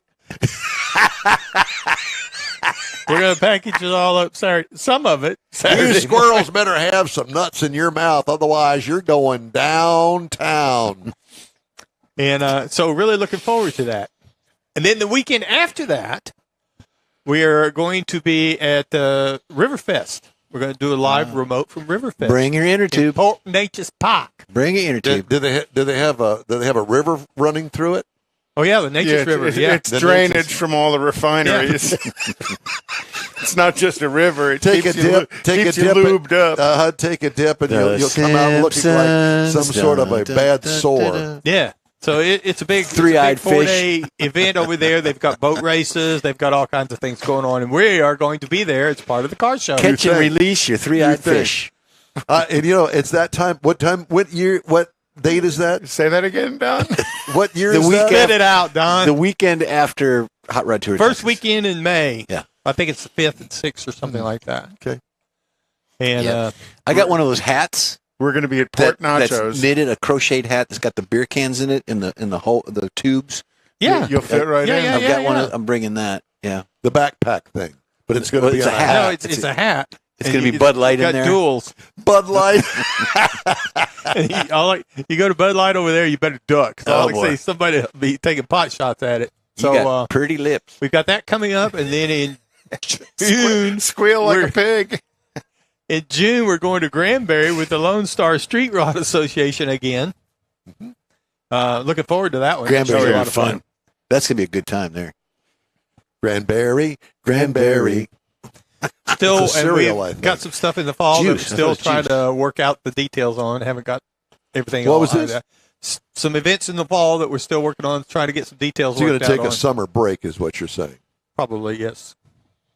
Well, no, we're going to be back at Lupe Tortilla at some point as a reschedule That's right. very soon, hopefully. We will. Very cool. Those are fun. So when I talked to Stan and he asked me, so I'm thinking about this date, I better have that schedule of hours handy. As long as he stays in that third weekend time frame, we generally try and stay away from that. But in June, whenever we talking to Granbury, that's could be an issue. So yeah, keep your calendar handy. It's too much going on. There's a lot going on. Car Well, events. that just shows that the show's expanding. It's getting larger and larger week by week. We're going to Port Nachos. Yeah. Folks are subscribing. They're liking the show. Some are. Most aren't. But Subscribing to YouTube. yep, subscribing. I know when I look at the playbacks, I give it a thumbs up. I do. I don't know if you all do. But I no, do. we give it a thumbs down. Well, there you go. Thumb this. But please note that we're all dressed in the same type of shirt. Not Ta-da. not the same shirt, but the same type of shirt. Cut from we the have same our cloth. We have our Lupe Tortilla Racing Motorsports. motorsports shirt on. Mhm. It's got the chili pepper on it Yeah. and all that stuff. Well, but because we we're do supposed to be look wearing good, them don't there. Yeah. We look Marvelous. good, don't Marvelous. I'm so glad I called this morning. Otherwise, I'd have been out there in the rally Well, if the wipers would have worked. But now the wipers don't work on the we? rally. Did you check the fuse? Yes. And it's not the fuse. You got to remember that fuse is tucked in and away, and Up underneath the dash, isn't yes. it? So me with my feet sticking out over the seat and my belly under the steering that's usually the wheel way you was- drive, though, isn't it? and my head up underneath the steering There wheel. you go. It was a little different. Mm-hmm. Tilted steering wheel. It is. I'm not even going to go there It's a because I tilted have kilt. I have lots of things. Oh, by the way, want to remind everybody that Mecum Auction, the doors opened at 8:00 this morning. The Road Art Auction begins at 9:30 a.m. in about 15 minutes. And the collector car auction starts at 10. And Mr. Mars, you were saying something earlier about the fact that People can save money yeah, because of us. The tickets are $30 at the door. However, if you go online and buy your tickets online and use the discount code Mecum's Wheels 10, it'll save $10. is that you said Mecum's Mecum Wheels Mecum Wheels 10. 10. 10. Yes, Is that So wheels we put for that in out. real time? probably. Sounds good. They we have that on our Facebook page. You can go there to double check it if you'd like to. But in fact, there's a couple of places on a couple of the posts on there. But yeah, so it's only valid online on Thursday, Friday, and Saturday. So Well, this is Saturday, so Yeah. this is the last day. to get $10 off per ticket.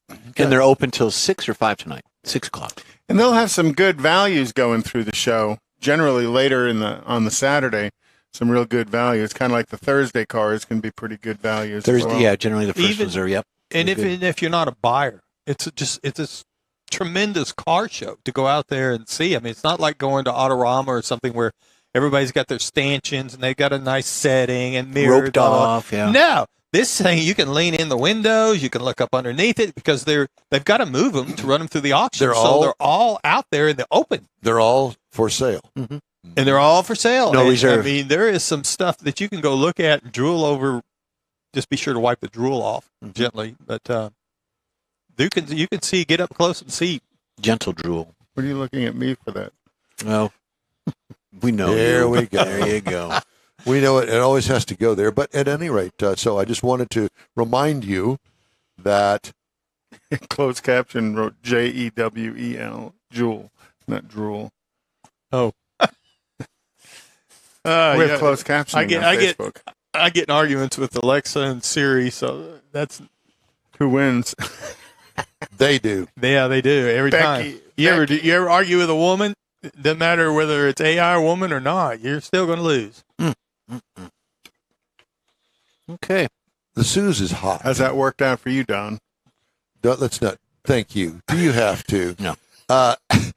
Suze is over there on the concrete where it's nice and cool. See that? So she's not appearing here. She's off camera over there Yeah. in the corner, but she's here with us. She's in the studio. We already did the auction, the Hemmings, Yep. Hemmings weekly auction. I believe that somebody had something that they wanted to do. You brought something. What Yeah. did you want to talk about? You want to feel old? Nope. No, I do feel old. How many years ago did Bonanza premiere? I think it's Premier? 62. 62 years. Yeah, just reading my notes. Here. In 1962, it premiered. Huh. No. It premiered 62 years Years ago. ago. So it'd be Oh, so- 1960. Yeah. And then the Beatles split up 52 years ago. Wow. Thanks, Yoko. Yeah, really.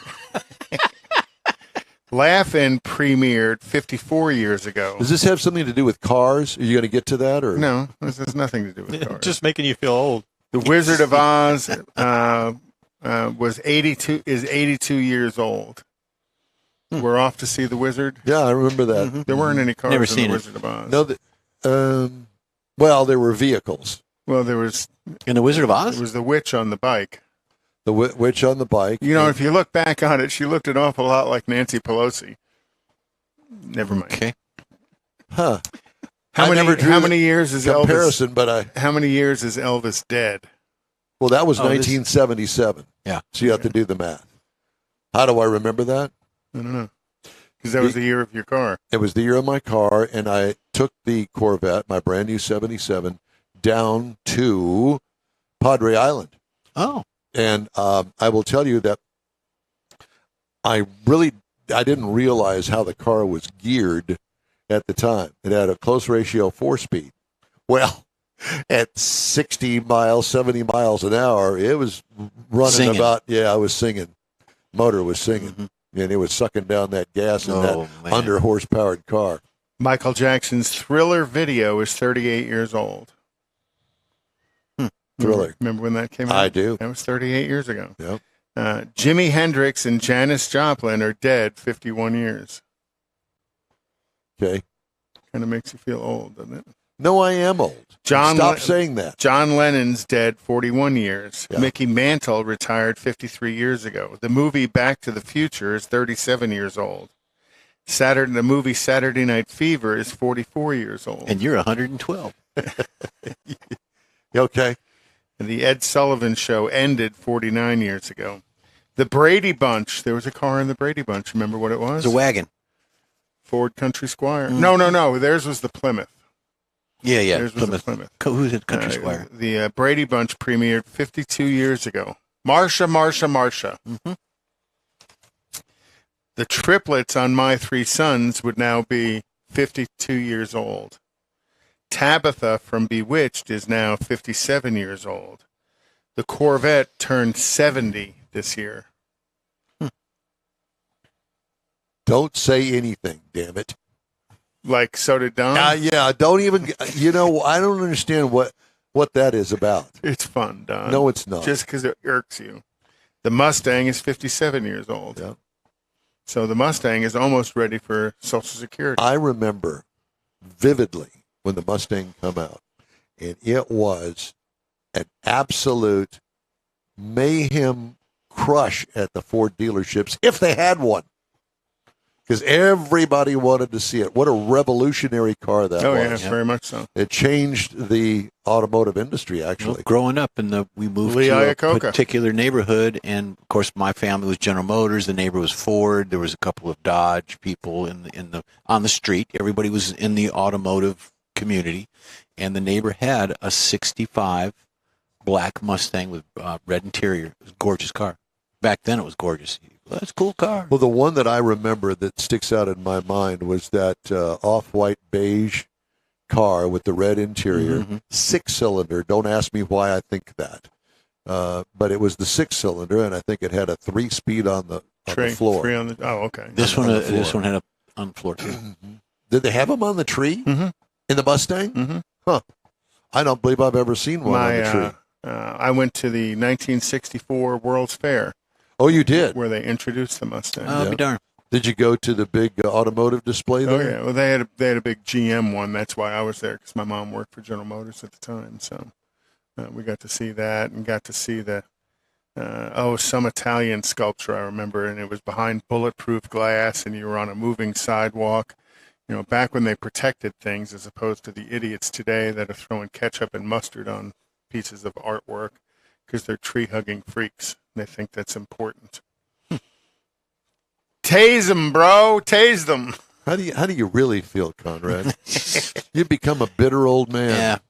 Yeah, there's nothing old about me. Great. Bitter, yes. Uh-huh. Anyhow, Mars, what are you doing over there? He's doing his playing taxes. around with his Zoom. He's doing his taxes.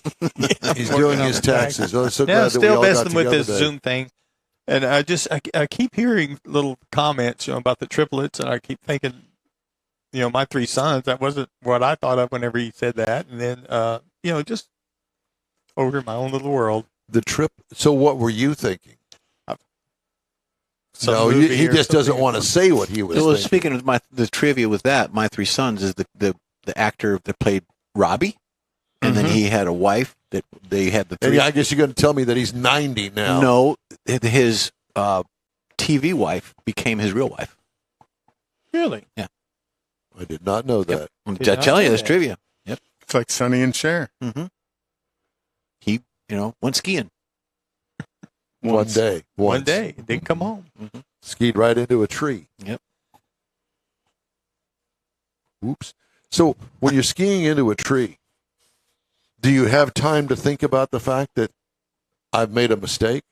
Yeah, because the last thing that went through your mind was your butthole.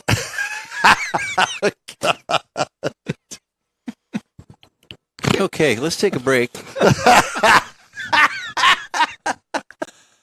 Oh, my gosh. Mars, you started this. It's all your fault again. This is what you get when you don't have a guest. I know. And I Well, we were supposed Well, to I have. thought I gave up Sparkman on- was your friend. yeah, I gave up on No, Bobby. he's He's not awake. He did apparently. the entire.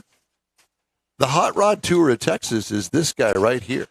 I don't know how he got in touch with Bobby Sparkman over a year ago. I don't know. How did you run He across still doesn't that? know. Mars? I know people. Oh, don't give me that. Tell me. Huh? I mean, Just to be honest, don't remember how I found him. I had to be on Facebook searching for guests. Didn't he and reach stuff. out to you at one point?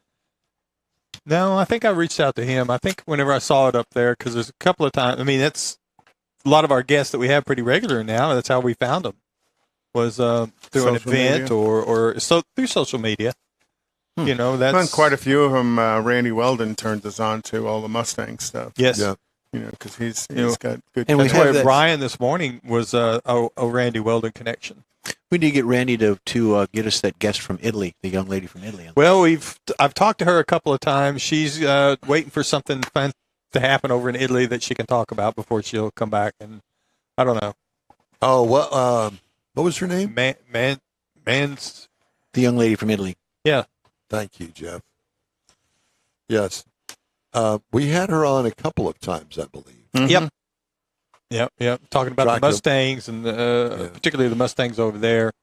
So she's been doing some other things besides some automotive stuff. So she said she gets something Automotive feels, related. yeah, automotive related. That's over in Italy. She'd be happy to talk to us again. You know, one of the things that I don't believe we ever discussed is the debut of the new, or soon to be new, and they haven't. I don't think they've even announced production, but you know it's going to happen. Is the Ram 1500 Rev, Yes. and The all electric. the all electric truck. 24 model, isn't it? Is that what they're targeting now? I don't know, but boy, is it good looking. I saw a Lyric yesterday out on the highway. Oh, cool. It was on 45 headed south out of the Woodlands. I see a few First of the, one I've seen in person. I've the seen- Polestars. I see a lot of those out, or maybe the same one. But I saw the Rivian at John's shop at Gulf Coast Auto Shield. And isn't Rivian the one that's selling vans to Amazon? Because I see a lot of full EV Amazon vans now too, and they have that same weird little halo headlight like a Rivian has on them. So I'm and assuming Pepsi they're just Rivian. bought a bunch of these electric semi trucks from Tesla. They've debuted those, all the big Pepsi trucks out there. Aren't they part of Anheuser-Busch? No. Pepsi? Yeah, because those are all the electrics that have trannies in them.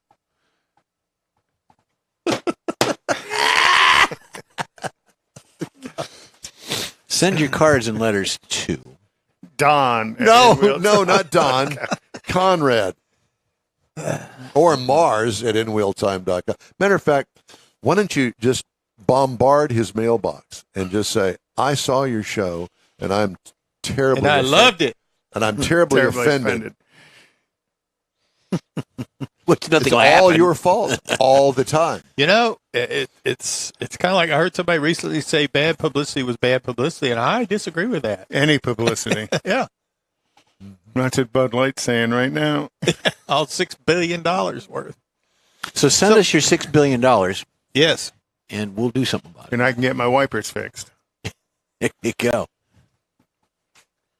I have a car review, but before we get to that, Well, that was a good We're going- setup for your car review. We're going to continue talking about the cruise-in calendar that Conrad mixes up with the events calendar. What's the difference between them?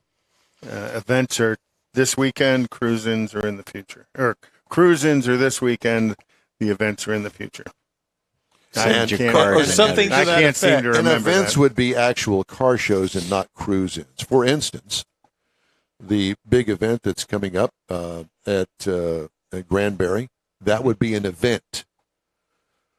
Now, you may Yes. call it a cruise-in, but we call it an event because you don't cruise in the morning and cruise out afterwards. The car is in a show that lasts the weekend. It's So a that would be an destination. event, a destination event, yes. Okay, go. So Nifty 50s is tonight at Buckthorn Place in the Woodlands. Classic car cruising. There's a $10 entry fee. The Clutch Bar Meet at 5334 Washington Avenue is tonight from 3 to 6 p.m. Wheels and Wine at Bordeaux Vino Wine Bar up off of Research Boulevard in the Woodlands, and that's 6 to 9 p.m. tonight.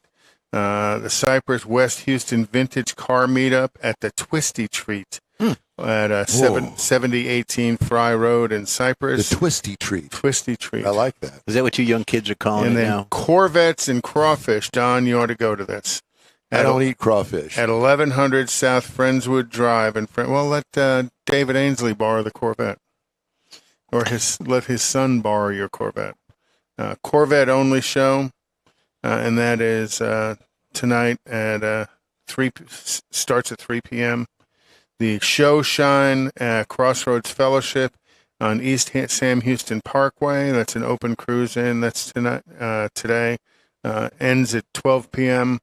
And then on Sunday, coffee and cars and coffee at the Corral. Do you read this before you actually? Yes, I do. At the Well, Corral. why are there so many mistakes in this? Because I read further ahead than I should.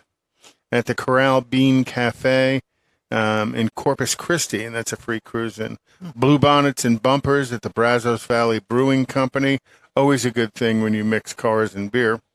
Coffee and Cars at the Century Square in College Station is tomorrow at 11 a.m. Also at 11 a.m. is the Twin Peaks Meet at Twin Peaks Restaurant Thank you. off of I-45 in Shenandoah, and the Texas F-Body Gathering at the Red Lobster. Time now for this hour's car review. I had a chance to drive the 2022 Ford Bronco. Available in these trim levels. There's the base, the Big Bend, the Black Diamond, the Outer Banks, the Badlands, the Wild Track, the Everglades, and the Raptor. Wow. I had the Everglades. This is considered a small SUV, seats 5 passengers, including the driver. Exterior changes, it was all new in 2022. Exterior features, throwback 1966 styling. It still resonates today and has a lot of cues to 66, but in a modern way. Convertible hard, removable roof panels and doors, flat sides with fender flares, big tires for serious off-roaders. What I liked about it, the options and the aftermarket accessories. What could use improvement? Wind noise from the tops. Yeah. It's noisy. I noticed that too. Interior highlights, big touch screen, 12-inch with the center console, easy-to-use system, weather-resistant surfaces and controls throughout the cabin because it can do that. Depending on the trim, has color contrasting interior appointments. Cargo and trunk room. It's pretty tight on the two-door. There's not a lot of cargo and trunk room behind the second seat on the two-door. Four-door. Can't get too much junk in the trunk. Right. But I like the two-door look better than the four-door, but that's just me, and I've always liked that. What I liked about it, the mounting rail that is an option on the upper dash. So they have mounts for like your cell phone, your GPS, your radar detector, whatever it is, and it's a rail that fits up there on the dash. Have you seen that, Mars? No. Next time you get a Ford Bronco, check that out. It's really cool. What could use improvement? I don't know on the interior. 2.3-liter EcoBoost inline 4-cylinder engine. Horsepower 300 horsepower, 325 pound-feet of torque. Tow rating 3,500 pounds. Haul rating 1,246 pounds. It's the same little Turbo 4 they put in the Mustang then. Mm-hmm. Miles per gallon, 18 city, 17 on the highway. I got 17.2 over 455.1 miles. Plenty of power. I don't think anything could use improvement when it comes to the powertrain. Ride and handling, no shimmy shakes on this, despite its ability to go hill climb and off-road. What could use improvement? Well, just remember, if you're going to look for a car like this is a purpose-built off-roader. So don't expect it to act like a car or an SUV for that matter, and especially the two-door with its shorter wheelbase. It's an off-road vehicle, and people don't go off-road in them. They drive them on the street, I don't understand that. I guess different expectations. Yeah. Base trim price is $53,000. Price is tested $56,535. You can get in one if you can find one for $31,300. Competitors, Jeep Wrangler for $39,455. Toyota 4Runner, which is an SUV, $39,555 is where it starts, and the Chevy Colorado, which is a pickup truck, for $29,200. So really, the only competitor, in my estimation, is the Jeep Wrangler. And that's my review. Is the Everglade a specific only color as well? I don't know. Mine was desert sand. I didn't drill down into it that deeply, but I would imagine you could get different colors. But at any rate, that's my review of the 2022 Ford Bronco. The In-Wheel Time Car Talk Show is available 24/7 through the iHeartRadio app. Just look for In-Wheel Time Car Talk. We also video stream on Facebook, YouTube, and InWheelTime.com. And podcasts are at your fingertips on over a dozen of the most popular podcast outlets. The In-Wheel Time Car Talk Show continues right after this quick break. Everyone at the Tailpipes and Tacos Cruise In at the Lupi Tortilla Tex-Mex in Katy, thank you for participating in the best cruise in around and look forward to seeing you again. You'll hear about the next cruise in date right here on In-Wheel Time. Next time you're in the West Houston Energy Corridor area, be sure and stop in at the original Lupi Tortilla Tex-Mex at I-10 and Highway 6 or the Katy location on the Grand Parkway at Kingsland Boulevard. When passing through Beaumont or College Station, stop in and have Lupi's award-winning beef fajitas and frozen margaritas. There's always a celebration at Lupi Tortilla. Loopy Tortilla founder Stan Holt and his wife Sheila are winning racers on the NHRA drag racing circuit and have a collection of hot rods and classics that everyone appreciates. Look for them at the next Tailpipes and Tacos Cruise-In. The date will be announced soon and will once again be held at the Loopy Tortilla Tex-Mex on 99 and Kingsland Boulevard, just south of I-10 and Katy. We'll give you all the details right here on the In Real Time Car Talk Show and online. Donations benefit God's Garage. We'll see you then. Mecum Auctions, the world's largest collector car auction company, returns to Houston, April 13th through 15th at NRG Center. Featuring 2,000 muscle cars, Corvettes, exotics, customs, and more. Broadcast live on Motor Trend TV and Motor Trend Plus. From avid collectors to those new to the Mecum experience, we welcome everyone. Register to bid now at Mecum.com. It's the In Real Time Car Talk Show. Coming up, it's the boys' show and tell. Uh-oh. And be careful what you show. Uh-oh. Conrad has This Week in Auto History. And I won't tell. And I'll get you caught up on the stories making car news this week. Howdy. Along with Mike Out of This World Mars, King Conrad DeLong. We always need more Jeff Zekin.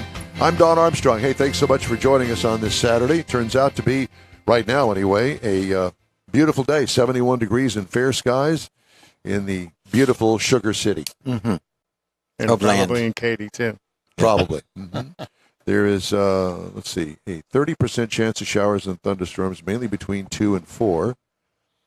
And then tonight, 40% chance. Tomorrow's locust. Before midnight. And Sunday is supposed to be sunny with a high of 77. It's going to be magnificent tomorrow. Magnifico. So I'm going to get out there and wash the Corvette, and I'm going to go for a ride. Cool. I'm in the testing mode to making sure everything is just right. Yeah. Before I get on the road on the Hot Rod Tour. Well, so a couple other minor things like the brake light. Yes. But that's about it. I mean, there's nothing else. Brake. Well, I mean, there's always something. Always. But nothing detrimental. I mean, you're not going to have to rush to get. No. You got the TPMS all done or no? Yep, you fixed it straighter? TPS. Oh, my gosh. So I put those new GM TPS monitors in there. Yep. Bam. There they are. Somebody go around and honk your horn for you? I did it. Okay. They did it there. It didn't work. You know, they always claim, oh, I've got this machine, but it does it right. No. You got to go through the steps on the Corvette, and I bought a round magnet over there. that cost me a fortune. Don't get anything close to it, by the way. It's powerful. It's a round magnet, so I can take the magnet, and I put it right over the valve stem, okay? Mm-hmm. And the horn beeps. And, yes, I have to set it up through the computer, and it starts with the left front. Through the driver information center. Yep. And so we start there, it beeps the horn, then it moves to the next one. You go around over there and you put the magnet on the valve stem and you do it to all four. That's what was stuck to your plate in your head this morning, Mike. The magnet was there. Well, it's amazing how many things you can do inside that driver information center. Let me tell you something. I have learned a lot about that driver information center. And there is an awful lot in there. Lot of things you can do. And so I printed out all of the codes because I can look and read the codes because it threw a code. I'm thinking, okay, I've got to go to somebody and have them read the code. No, I can find out about all of the codes right there in the driver information center. And there's certain steps that you go through. It starts with the options, and you hold the button down, and then it goes to read codes or something like that. And then it will automatically step through the codes. And then once it goes through all of them, then it stops at manual read. And then you just hit the next button, the options button, and you can stop there and you can write it down. And I had all of Gives you a brief description of it. Yes, but brief, very brief. Yep. And I had all of these codes on both of the doors. And I want to attribute it to the fact that the battery was unhooked. Which and hooked back up. Set up lots of codes. And it screws up everything. Yep. Wow. When you lose power to that computer, it goes nuts. Mm-hmm. And then when you reattach it, clearly it throws all these codes. Are you still using a trickle charge on it or no?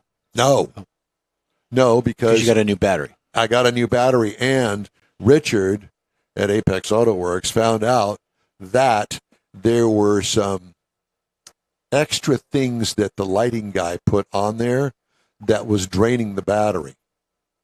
Oh, when you had your lights redone? When I redid the lights, and I went and bought a new battery thinking it was that. Nope. And I said, when you did the LED headlights? when I did the LED lights, and he put something into the fuse block underneath the pigtail this and do this and plug it in there, and it was pulling 24 volts. Wow. That's a lot. It's a lot. And Richard said, all it would have taken is just a little, and that whole car would have caught fire. Now, that'd be an awful. I wonder what it was for. Well, on I think that the body control module. Go ahead. I think that what it was is that he hooked it up so when you hit the bright lights, all of the lights would come on in the front. Well, and the only reason I've discovered this is because the way the car is set up, when you put on the bright lights, it turns off the regular lights, the low beams. It only does the high beams. Absolutely worthless. And so this bridge, this pigtail thing that he stuck up in the fuse block, I think it was to bring all the lights on, but it wasn't hooked up the right way. And it drained the battery. Last night when you were behind us, the car looked good because it was at night. You come rolling up next to us. It looked really good.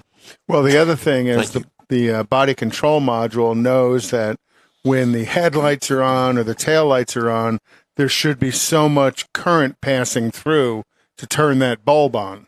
And an incandescent bulb, the old style bulb, draws a lot more current than an LED bulb does.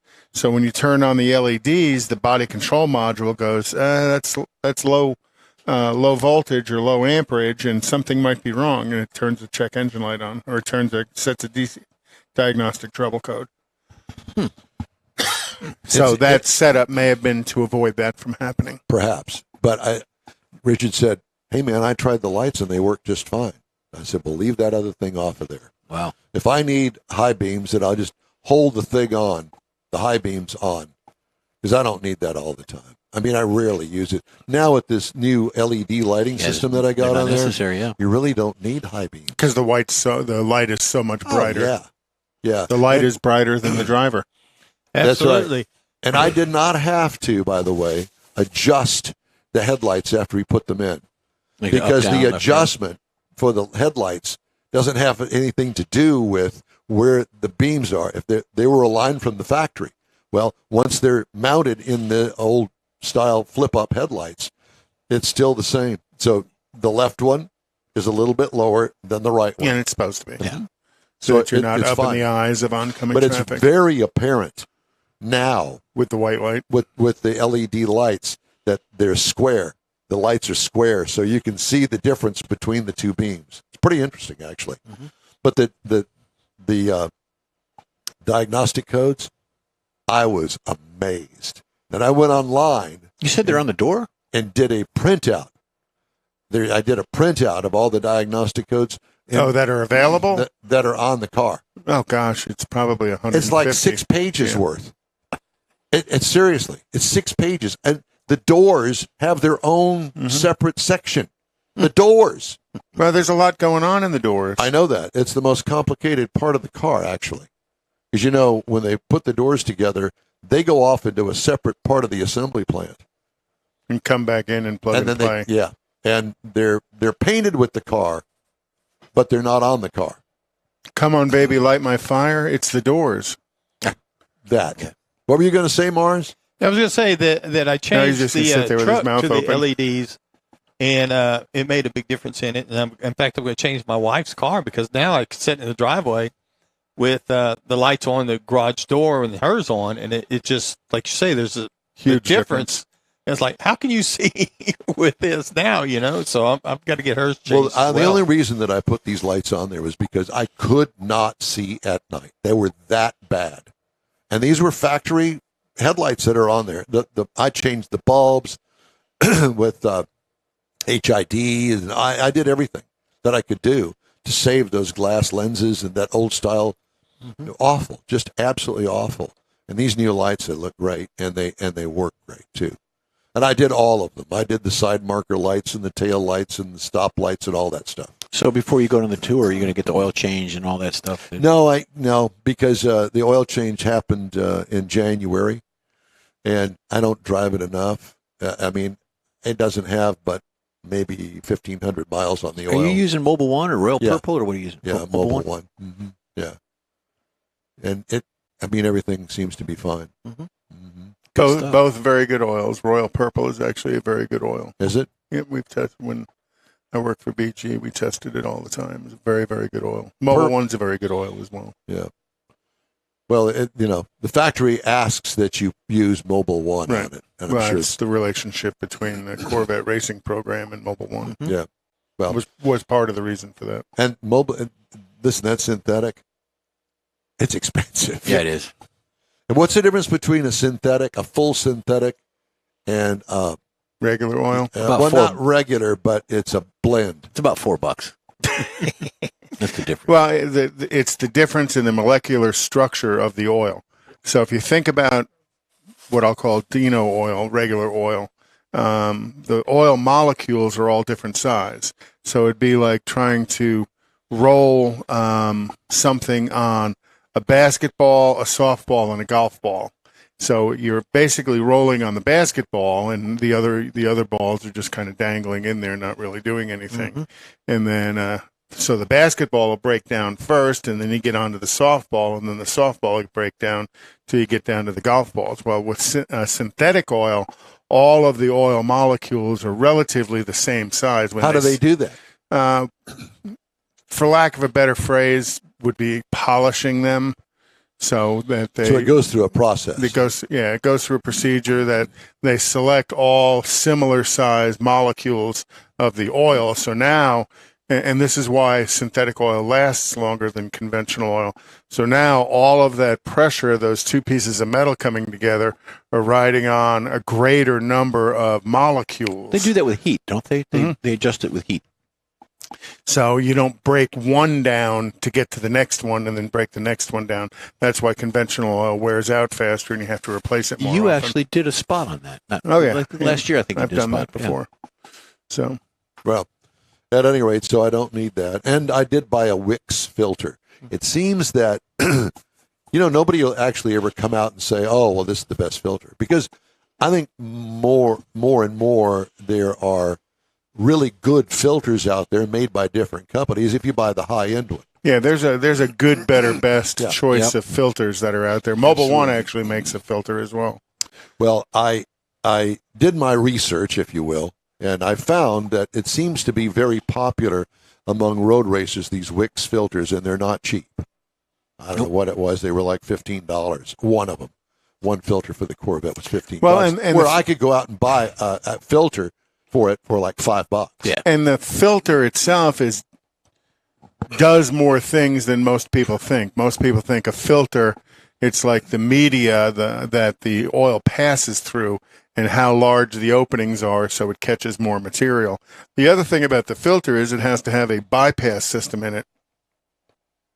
So if the filtering media gets plugged up with stuff, schmutz, this bypass valve will open up and keep you lubricated, even though now it's with dirty oil.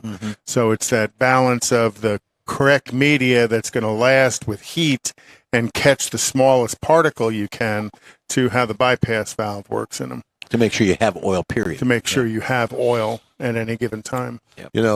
Richard commented on my clutch fluid because it is a hydraulic system as opposed to the old type where it's just manual Leverage.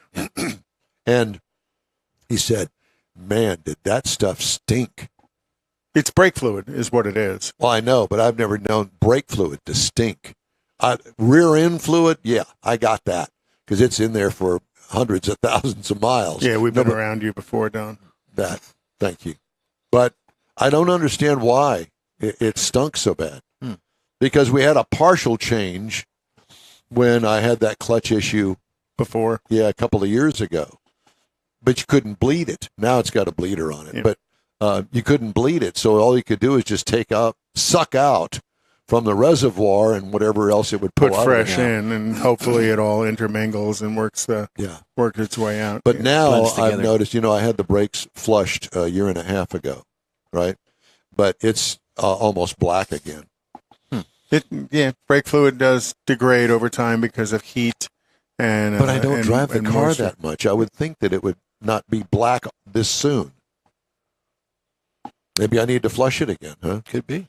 Well, you talk to certain manufacturers will tell you to flush it every 2 years. Some will say every 30,000 miles. GM says every 45,000 miles in their maintenance books. But, when you get to the European stuff, it's every 30,000 miles or 2 years, whichever comes first. And with AAA saying 15,000 miles a year, that's where that 2 years or 30,000 miles comes from. So changing the fluid, because the fluid does degrade over time.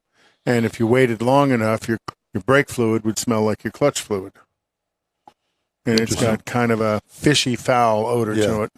Well, that new brake fluid, the new clutch fluid in there, boy, it's crystal clear. Mm-hmm. Going, yeah. And it'll degrade over time and get darker and darker. And yeah. Well, now I've got a way to bleed it. Oh, well, and Corvettes are notoriously a nightmare. The C5, C6s are a nightmare to bleed because the slave cylinder is so deep inside the transaxle. Why didn't they put a way to do that? I don't understand. Because it would have cost General Motors $11 a car to do that times 25,000, 30,000 cars. It's a lot of money. You got to remember. So jack GM, up the price by $50. Mm-hmm. No, that's not the way it works. GM wants to make all the money they can on every car they sell. So if they can minimize putting features on the vehicle, and they look at they a make price more point, money. and say, both of you are just such a Debbie Downer. Thank you. What Mars? What I was negative? gonna say figure part we of it is they look at the price point and say this is what we have to sell this car for, and so they got to get below that price because in their mind the marketing guys have said you can't sell it for $11 more. You've got to sell it for this price or less. That's marketing versus operations. I mean, that's always been a battle. And those are the same marketing guys that said way back in the beginning on the Corvette that you could go 25,000 miles on an oil change. Exactly. Remember those marketing guys? Ugh. When they first went to Mobil 1, they said you can go 25,000 miles on an oil change. They all should have been fired for stupidity.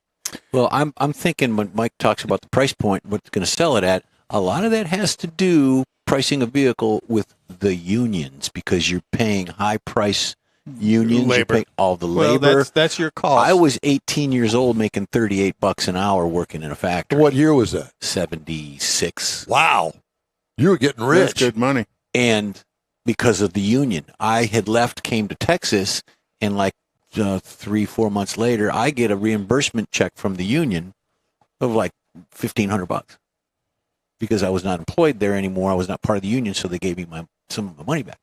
But yeah, pricing has to do with the unions and what they're paying people. You've got overhead, the cost of doing business, like you say. But the $11, I think that should have been done. Yeah, I don't disagree. And there's lots of things in cars that they should be doing that they don't. 10 cents here, 10 cents there. It all adds up. Yeah, this connection is only good to be disconnected and reconnected 100 times, but it should only be done 10 times. So we're going to buy a cheaper part for it. I mean, there's all kinds of weird when you things. build 1 million vehicles, that 10 cents adds up quickly. Exactly. You don't build 1 million anymore. But the $38 an hour, like we said, was all part of your insurance. It wasn't like a that's your loaded rate. Exactly. Yeah, your insurance, your pay, your everything It's else. everything across the board in a Taxes. union.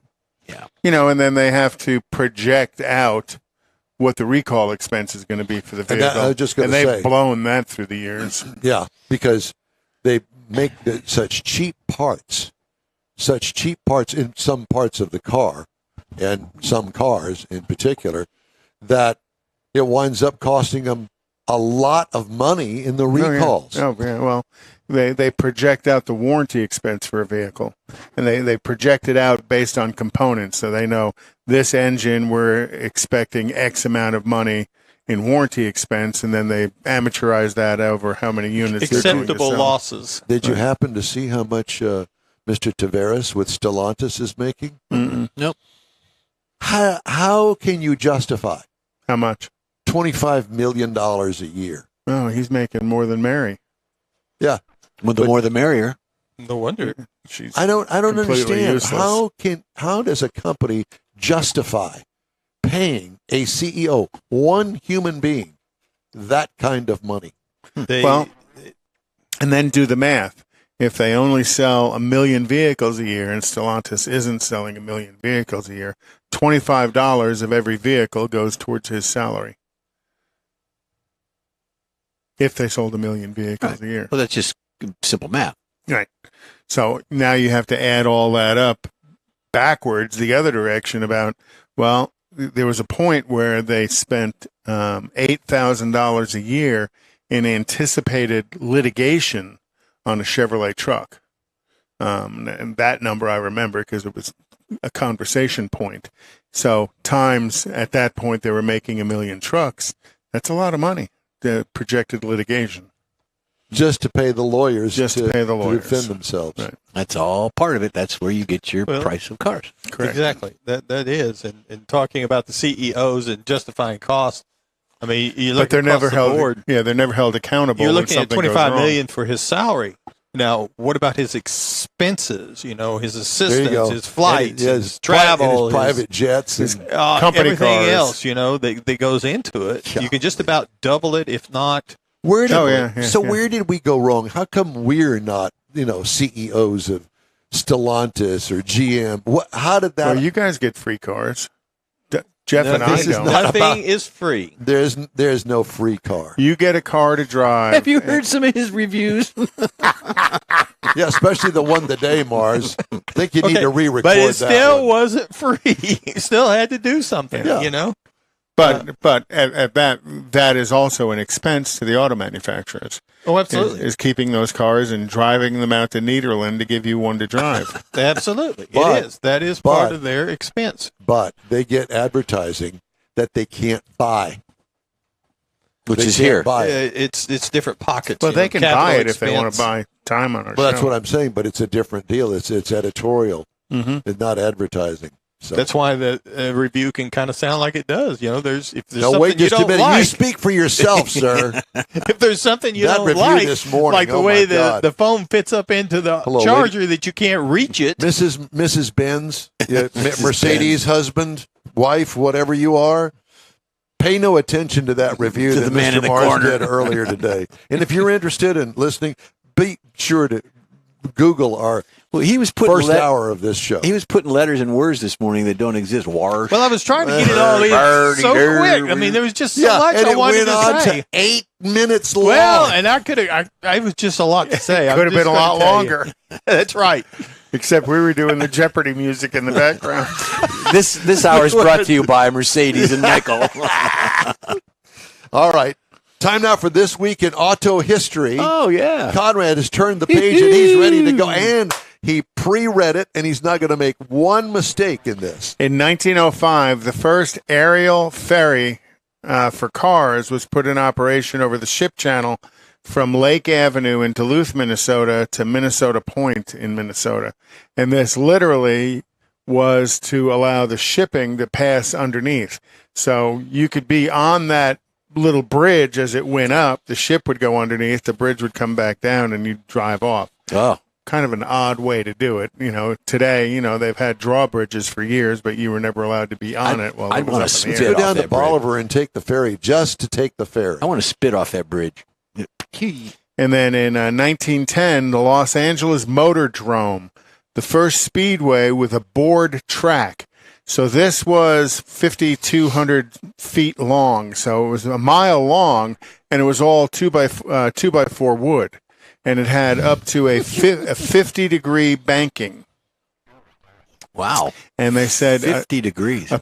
a driver could do 100 miles an hour and just take their hands off the wheel, and the banking would Centrifugal force. keep them safe in there. Wow. And this was built after the idea of the velodromes for the bicycle tracks in Europe. Yeah, that's cool, So, too. I thought, how odd was that? It was a mile in diameter, all made out of wood. Well, the bicycles don't have brakes. Right. And then Sig Heyerdahl drove the Wisconsin Special over 180 miles an hour in a one-way run at Daytona Beach. And then in That car? No, that's the Buick Y Job from Harley Earl. That was kind of the first concept car by General Motors. And it made its press debut this week in 1940. There's Harley sitting on top of the car. that Don't is scratch Harley. it. Don't scratch it. And then he actually drove that as a daily driver in and around the Detroit area. Do you remember that, Jeff? No. In 1940, 1945? No, that was no. And then in 1950, Harley Earl was involved in the Futurama buses I think there were 18 or 19 of those that drove around the country, and there was a car show built into them, and they'd all kind of wheel up. And I think, wasn't it Dave Kindig Bitch and Rise redid one of these a few years back. Took him 2 years to build that. That's This Week in Auto History. That's it? Well, you whined at him about being long, and now you're going to whine at me about being short. You are just hard to please. You get a lot of whining for being short. Okay, well, that's fine with me. Yes, you just sit there and pout, okay? Yes. So some of the stories making automotive news headlines this week. Survey. 29% of customers charged above MSRP told GFK, a research company, that they would never buy that brand of vehicle again. Oh, wow. About 1/3 of customers paid more than sticker price for a new vehicle in December of 2022. Sales, which GFK research indicates might cost the retailer or manufacturer repeat business from some of those customers. As I have said from the very beginning, Corvette customers especially. 27% of customers who paid more than sticker told GFK they would never buy that brand of vehicle again. Julie Kennard, GFK Senior Vice President of Consulting, noted on a GFK webinar March 16th, while automakers have no control over dealership pricing, brands are still being negatively impacted. 31% of buyers charged above sticker told GFK they'd advise other consumers to avoid the dealership, and 29% plan to never use that retailer for service. Yeah, because that's all driven by the dealer, not by the manufacturer. I understand. MSRP stands for what? Manufacturer's suggested retail price. I understand that. The dealer can sell it for any price above or below that. You don't hear them. You don't hear them happy about paying $8,000 under sticker. No, they complain when they pay $8,000 over sticker. Well, and you're not going to get that money back. It's just lost. Right. Because the car is not worth more than that. No. Correct. Credit unions beat out rivals for auto financing market share during the fourth quarter of 2022, and dealership finance and insurance offices should expect them to remain strong competitors this year. Dawit Kabidi. Who? Dawit Kabidi, senior economist at the Credit Union National Association, said credit unions achieved 21% growth in auto loans last year. Very good. Lower credit union interest rates can make it more difficult for F&I departments and dealerships to profit from a vehicle financing. For example, none of the dealership's partner leaders might be able to beat a credit union's rate, or doing so would require the dealership to forgo its reserve margin. Profit. Yep. So there you have it. Okay. Used vehicle retail giant CarMax on Tuesday reported a steep downturn in net income and fewer retail used vehicle sales, but stable per-vehicle profit, of course, in its fourth fiscal quarter, a period hampered by prolonged economic headwinds. It retailed almost 170,000 used vehicles in the quarter. That's a lot of iron. Down 13% from the year earlier period. Okay. Yep. Well, that is it for this segment of the In Wheel Time Car Talk Show. Time now for a quick break. We'll be right back. In Wheel Time Car Talk Show on iHeartRadio. Stay with us. Everyone at the Tailpipes and Tacos Cruise In at the Lupi Tortilla Tex-Mex in Katy, thank you for participating in the best cruise in around, and look forward to seeing you again. You'll hear about the next cruise in date right here on In Wheel Time. Next time you're in the West Houston Energy Corridor area, be sure and stop in at the original Lupi Tortilla Tex-Mex at I-10 and Highway 6, or the Katy location on the Grand Parkway at Kingsland Boulevard. When passing through Beaumont or College Station, stop in and have Lupi's award-winning beef fajitas and frozen margaritas. There's always a celebration at Lupi Tortilla. Lupi Tortilla founder Stan Holt and his wife Sheila are winning racers on the NHRA drag racing circuit and have a collection of hot rods and classics that everyone appreciates. Look for them at the next Tailpipes and Tacos Cruise In. The date will be announced soon and will once again be held at the Lupi Tortilla Tex-Mex on 99 and Kingsland Boulevard, just south of I-10 and Katy. We'll give you all the details right here on the In Wheel Time Car Talk Show and online. Donations benefit God's Garage. We'll see you then. Mecum Auctions, the world's largest collector car auction company, returns to Houston, April 13th through 15th at NRG Center, featuring 2,000 1,000 muscle cars, Corvettes, exotics, customs, and more. Broadcast live on Motor Trend TV and Motor Trend Plus. From avid collectors to those new to the Mecum experience, we welcome everyone.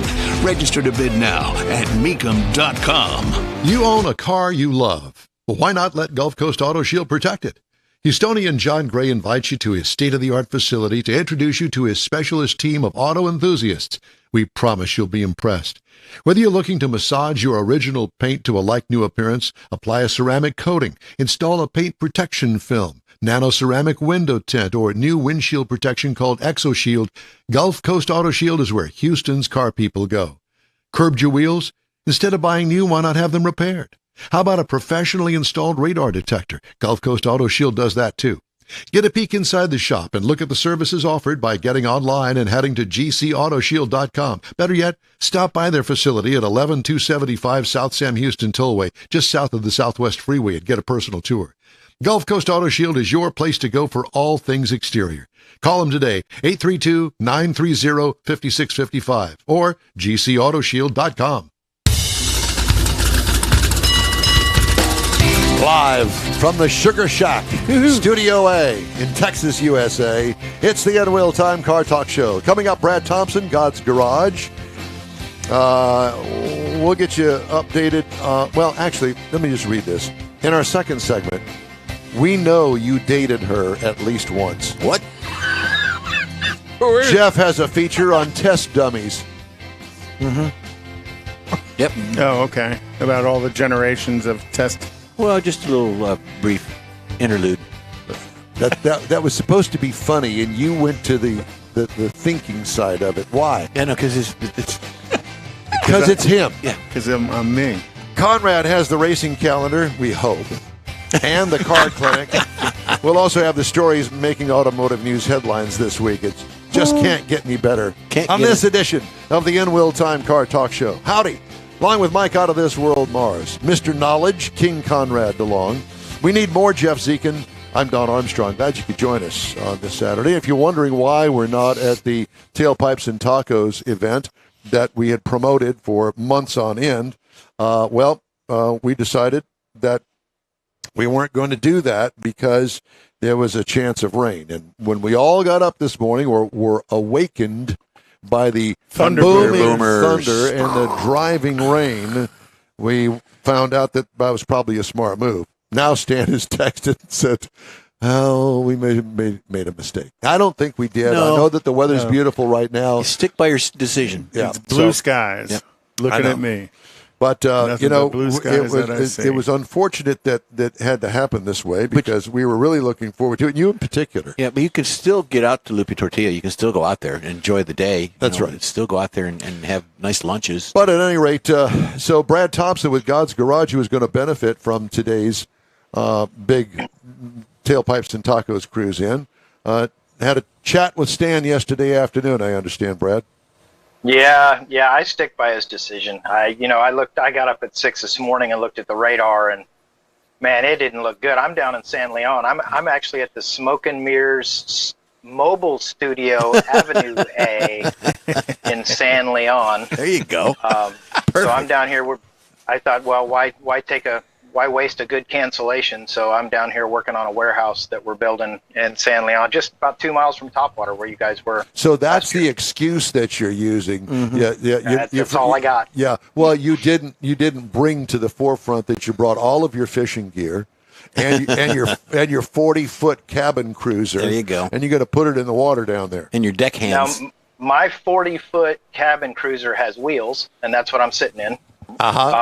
I don't have one on the water, and I have been sitting on a compactor vibrating my teeth out all morning long. So I took a break from that to come over here and jump on with you guys. No, we appreciate that. And it's blue skies there now, right? Well, it's nice. I'd turn the camera around, but, it'd wad out the whole video. But, it's nice down here now. But I looked at that radar this morning. It was awful. So. Yeah. Too bad. We'll do it again. But, man, we really look forward to that, and we really appreciate, I saw the text from Stan yesterday that said, "Please call me." I'm like, oh, boy. That's never good when someone says, "Please call me." So yeah, well, because I actually didn't talk to him, but we exchanged texts, and when he asked me for your contact information, which he didn't have on his phone, I gave it to him, and I thought, I got a feeling that this is not going to be good for any of us as far as the event is concerned, and it will be rescheduled. And I'll talk to Stan this week. We'll come up with a date, and we'll do it all over again. At least try. Mm-hmm. Yeah, sure. Hey, you guys mentioned in the ad right before I came on, you mentioned the Mecum auction. The board chairman before I became board chairman, his name's Ted Wyrick. He has a Kaiser Darren in the Mecum auction today. That's lot 204, I believe. So it'll probably be later in the day today on Mecum. It is, if you haven't seen a Kaiser Darren, those are the coolest looking cars. I can understand. They don't look like the most safe things in the world because they look like a little shell, but they have pocket doors. He's got that thing running, and he's got one in the auction today. So it'd be pretty neat to see. Yeah, no kidding. So I've had a Kaiser Darren and unicorn hunting. Very, very cool the way the door slides back into the quarter panel. Yep. Yeah. So anyway, God's Garage today, we're having a seminar today. We had a lot going on today. We had the car show we were going to do with you guys. The ladies that are applicants, they're going through a seminar today. So they're probably middle of the seminar right now, and they're going through life skill training. So they're going through budgeting and resume writing and how to dress and talk about yourself in a resume and how to buy the right cell phone plan. But the biggest thing I think that they get, and we've always kind of highlighted this part of the ministry, all these ladies are required to go through the seminar before we can give them a car away or before we can actually service their car. That what they learn is they're not alone. They learn, hey, I feel like I'm the only one that doesn't have a car, and I'm having to put my kids in a metro bus to go to the grocery store. And they learn they're not alone. And man, the ladies we have, the volunteers we have, they just love on them. They show them the love of Christ, and it's just an amazing thing. They walk away so re-energized about the potential they have in their life, knowing that it won't be long and they'll have a car, or their car that they have will get fixed. And it's a really neat thing. We don't let the guys go to the seminars because it's a pretty sensitive, event for the ladies that are there. But I've heard the stories, and it's pretty incredible. Well, explain to the folks that don't really know, what is God's Garage? What do you do? Yeah, I thought we usually start with that, don't we? But so godsgarage.org is our website. Anything I forget to say, you can find out there. But we're a nonprofit up in Conroe. We take in donated vehicles, running or not. We repair them if we can. If not, we salvage them. But we repair as many as we can. And then we give them away to single moms, widows, and wives of deployed military in the greater Houston area. And then, like I said, we will also fix a woman's car in that same audience.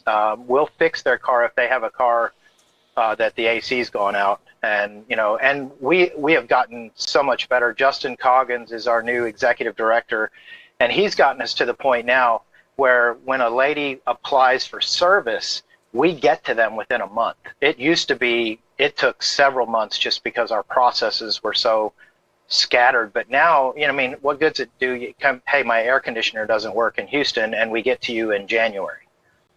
So we get to all of those within a month. So it's amazing. We'll do 60 of those a year, 60 to 80, maybe 100. We'll probably give away over 100 cars this year, I think is the pace we're on. Wow. And then the cars that you give away start as a donation. So I've posted up your website on our social media. So if anybody's interested in making a donation of a vehicle or cash donation, and that cash goes to this same process, they're more than welcome to go to the website and do that. But I think it's pretty cool that you'll start with a donated vehicle, not necessarily knowing the condition of it, but it goes through a pretty good inspection by your crew there to make sure that the car is safe, secure, and dependable for the recipient of the vehicle, because the dependability is what's most important, because having a car doesn't do you any good if you can't take it to a job.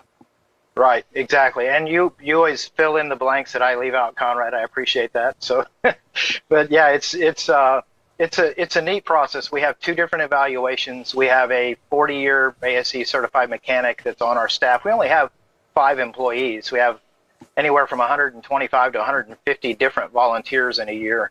And we got the new shop up. I think we've shown that a few times now. Yep.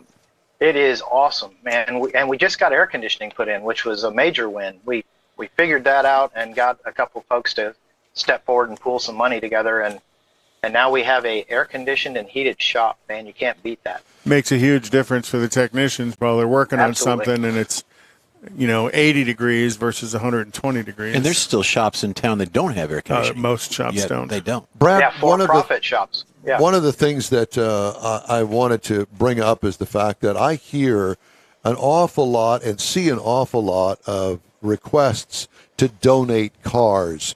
There are different avenues to donate cars. And what would you say to somebody that is looking to donate a car, but there are all these choices to donate? Why would I want to donate to God's Garage? What makes you guys any different than, say, the Salvation Army or pick a charity? Well, there's a couple of things. Almost just about, I don't know of any other ministry or nonprofit that asks for your car that actually intends for your car to live on, and with its purpose. Our intention on every car that gets donated to us is to repair that car, get it inspected, get it, like Conrad's saying, get it roadworthy. Hopefully it lasts another year or 2 or 3. But your car is going to continue to help somebody as a car. Everybody else will salvage that vehicle. Some of them don't even touch the vehicle themselves. There's a salvage service they can use, but they'll go through one of those. They turn it into cash, and then they turn it into whatever their mission is. So that's one thing. The second thing is we're here and we're local. So if you're going to donate your car, now we can pick up a car anywhere in the country. More than likely, if it's farther away than Austin or College Station or San Antonio, we're not going to see that car.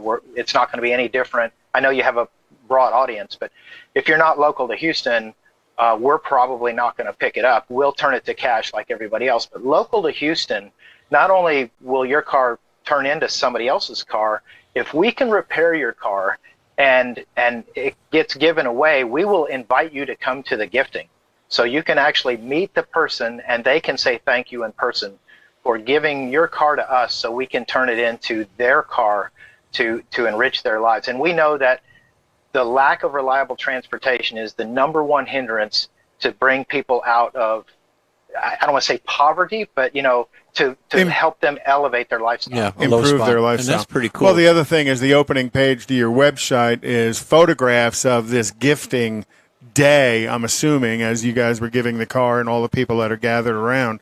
So people can go online and look at who you've helped and what you've done and what types of cars that you've given away. Yeah. But, you're not looking for a 1964 Chevy Impala with a 327 and a 4-barrel on it. You're looking for... We'll take it. Yeah.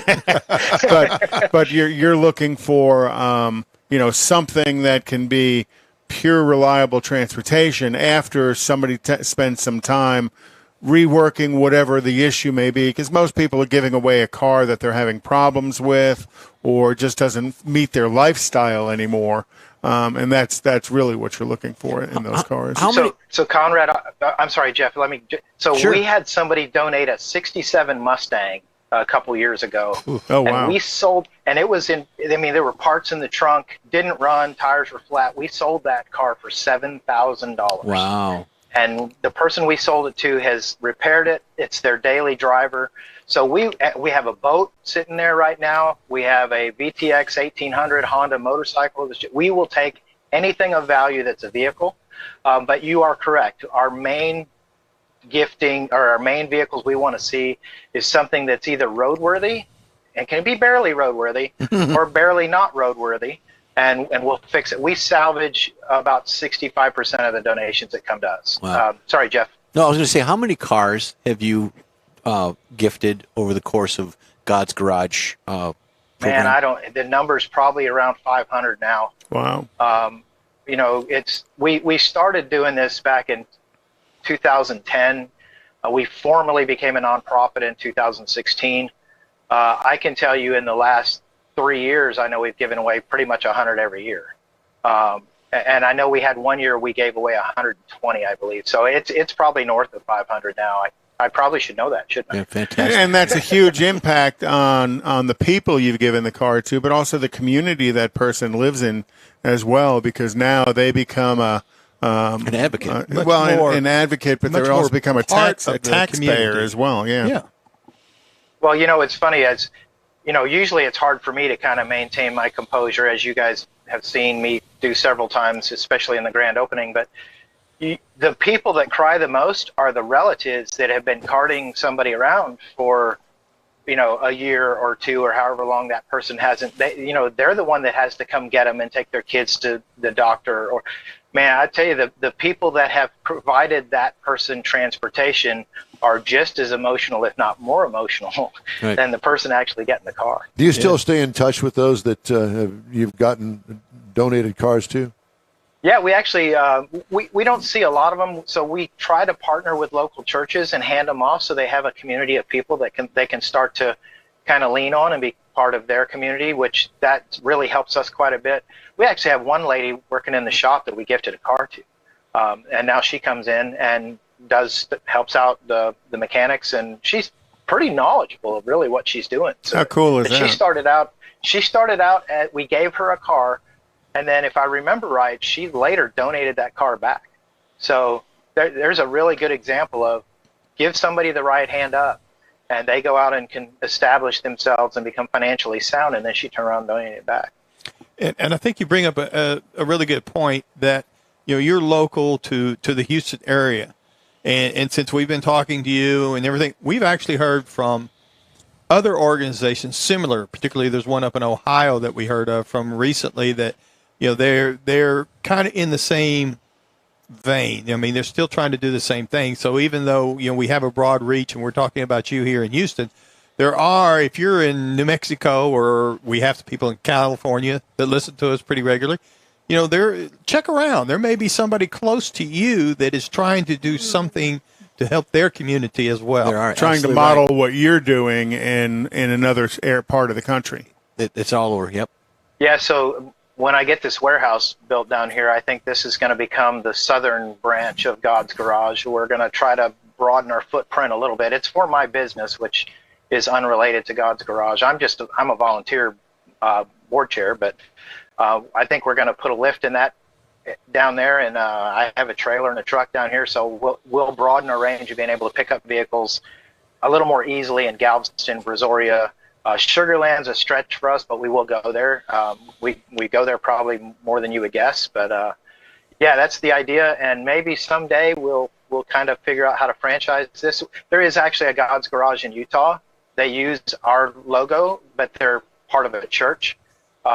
They're not an individual organization. There's one in Indiana that we've talked to quite a bit. So there's a few around. Oh, I'm sorry. The I don't door get to see open. who just walked in. We have the police are here to take Conrad away. Oh, okay, yeah. Again. I'm glad I'm not there.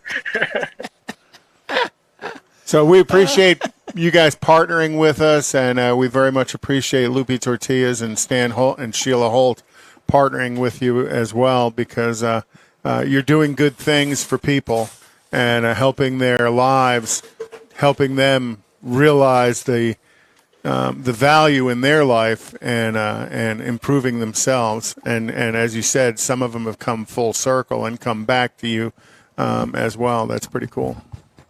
Yeah, I appreciate what you guys have done for us, especially getting us introduced to Stan. I mean, obviously that came through Don and you guys, so thanks for doing that. We look forward to that partnership kind of getting going, weather permitting, and then we'll just move forward. But man, we always appreciate you guys having us on, and we'll talk to you again sometime soon. Well, Brad, thank you very much. And again, sorry for today, but we're going to make it up to you guys, and stay in touch, and we'll let you know the next date. All right, thanks, guys. Thanks, Thank you. Brad. It's always good to talk to All him. right. And it's always good to see the police. Yeah. Today, he's going by a name called David Ainsley. See him leaning in there, waving? David, there's a headset in that top box there. Well, Mars didn't say anything anyway. That's true. That's You know, exactly. I was listening to Why don't you just switch places? Yeah, why don't you come over? What are you doing here? I was why are you listening to here? the show He's earlier, here- and I about fell asleep, so I thought I'd come over here and wake Help the us. whole thing up. Holy cow. He's been at Lupe Tortillas all morning waiting for us. I was waiting for y'all. Where are you guys? Where you been? I know. Yeah, I had my shirt on, everything. I was standing out Well, there. I see that you And had you a have few pants on, I had margaritas. cocktails, sure. Yeah. Uh-huh. Absolutely. You got a shirt on. You got Had a pants couple of on. Bloody Marys. Yeah. Some tacos. And memorandum of Uh-huh. the show. Memorandum. Well, it was it was a wake up call for us this morning at whatever time it was, 4 a.m. with when the the thunder and boom lightning. over here. Did you get it down Yeah. there? Well, I was over at my girlfriend's I see. 5 miles away. Yeah, And, power went out, lightning, yeah. waking up. So, yeah. And then you walk in That the was door more with exciting Don's than the show girlfriend. this morning, though. By the way, it's time. We do have to do the show, but it's good to see you. So you just stay right there because you can participate. Hang tight. Unlike Well. Mars. Wait, Hang tight. Except you've missed the one part that is this. That's Mars. Did you It's your hear job. Mars's car review? no, I missed that. That's great. That's No, probably no, you awesome. didn't. The N-Wheel Time race card is sponsored by Texas Nostalgia Modified Production. Conrad has the race card. So, 4 Wide Nationals is going on at the Strip in Las Vegas. Right now, Erica is qualified 9th, and if it doesn't change, she goes against Bo Butner, her teammate, in the first round. That Okay. won't be good. And then next weekend is a Circle K 4 Wide at ZMAX Dragway in Charlotte, North Carolina. The Gerber Collision and Glass Route 66 NHRA Nationals in, I guess that's Chicago area, is May 19th through the 21st. NASCAR is at Martinsville tomorrow, Talladega next week, Kansas the week after. Formula One is at Azerbaijan on April 30th, and then Miami on the 7th. Our friend Alex Udell is racing today at Long Beach, and then tomorrow is IndyCars at Long Beach. Yep, cool. So, lots of racing going on, and that's the racing card for the week. Thank you. Mr. Zekin Yep. has a very interesting feature for us today. It's debatable. And it's on test dummies, kind of like us here on the N-Wheel Time Car Talk. We should have worn those little symbols on our foreheads. Target. Well, there you things, go. yeah. Crash test dummies began in 1940. They were developed by the U.S. Air Force and used testing aircraft ejection seats. The first dummy was created by Sierra Engineering Company, Alderson Research Laboratories, named after the founder, Sam Alderson. The humanoid invention, Conrad, was aptly dubbed Sierra Sam. The first crash test dummies were done on unoccupied vehicles. This usually involved the driver jumping out of a moving vehicle before the collision, Mike, just like your reviews. Eventually, cadavers were used to allow researchers to see how crashes affected a human body. Cadavers. But dead bodies, of course, do not react the same way a living one, breathing one does, for that Donate matter. my body to science. Things were further complicated when testing progressed to include survivability, something that clearly could not be measured on a cadaver. Researchers eventually moved to using animal subjects, including primates and bears. The most commonly used animal was a pig, because of the fact that it had the same thoracic and abdominal organs as a human. While testing on living creatures provided new insight, the significant differences between a man and an animal prevented researchers from gaining practical crash test data. Better solutions were needed, Conrad. In 1968, Alderson debuted the first crash test dummy designed specifically for automotive testing. It was known as the VIP, short for Vehicular Impact Personnel, consisting of steeled rib cage, articulating joints, which you've had several of those, David, flexible neck and cavities to hold instrumentation. It was designed to mimic the acceleration and weight distribution properties of an average male, according to the American Physical Society. The VIP series, which again we know as the Vehicular Impact Personnel, expanded to include crash test dummies that represented large males and average size females. It goes on that in 1971, GM actually did most of the... Boy, that was politically incorrect. Average size females. Well, that's the way it is tested. So GM solved this before close of the decade with in the induction of the Hybrid 3. Not only was the most human-like crash test dummy ever made, it contained 41 different sensor channels of information. The Hybrid 2 had just 8, so they vastly improved it. Originally developed to replicate the average male, the Hybrid 3 line was expanded in the 80s to include large male and small female dummies. Child models were introduced in 1994. And now they're used in an iPhone commercial as they roll that car and the iPhone says, "Oh, you've had a crash." Yep. And why did this roll into a car review? Well, that's Mars's car review. 8 minutes wasn't long enough. Oh, so man. we're going to do it again. Wasn't paying attention. Wow. If you must, David, you must go back and listen to the car review. Well, if you want to call it that. It was a ginormous mistake. Really? They just kept going on and on. Really? And Sort of on. like my video went on to the car Yeah. review. Why didn't you say something? Okay. Anyways, Just wanted crash to see test it dummies. again. I got a good one for you next week. I've already got it Okay. planned out. You want to tell us? It has to do with combustion engines. Okay. Internal combustion engines. Those are going away in 2030. Yeah, well. They're not going to go away. Well, So the EPA, I I heard the EPA this week said they were going to shut them all down. that's not going to happen. down. Really? No. Depends on who the next president is. Yeah, and they've come for your daughter, Chuck. And let's pray that it's not that moron that we've got in the. I'm sorry. Which one are you talking about? Yeah. Well, I think you know. I don't have to expand on that. Speaking Well, of, please, dude. Speaking of, U.S. Energy Department is proposing an update to a decades-old calculation that determines the petroleum equivalent fuel economy of electric vehicles for NHTSA's fuel economy standards. I've complained about this every single time I get an electric vehicle. And they were listening to you. Apparently not. But somebody goosed them up and said, oh, well, maybe we need to look at this.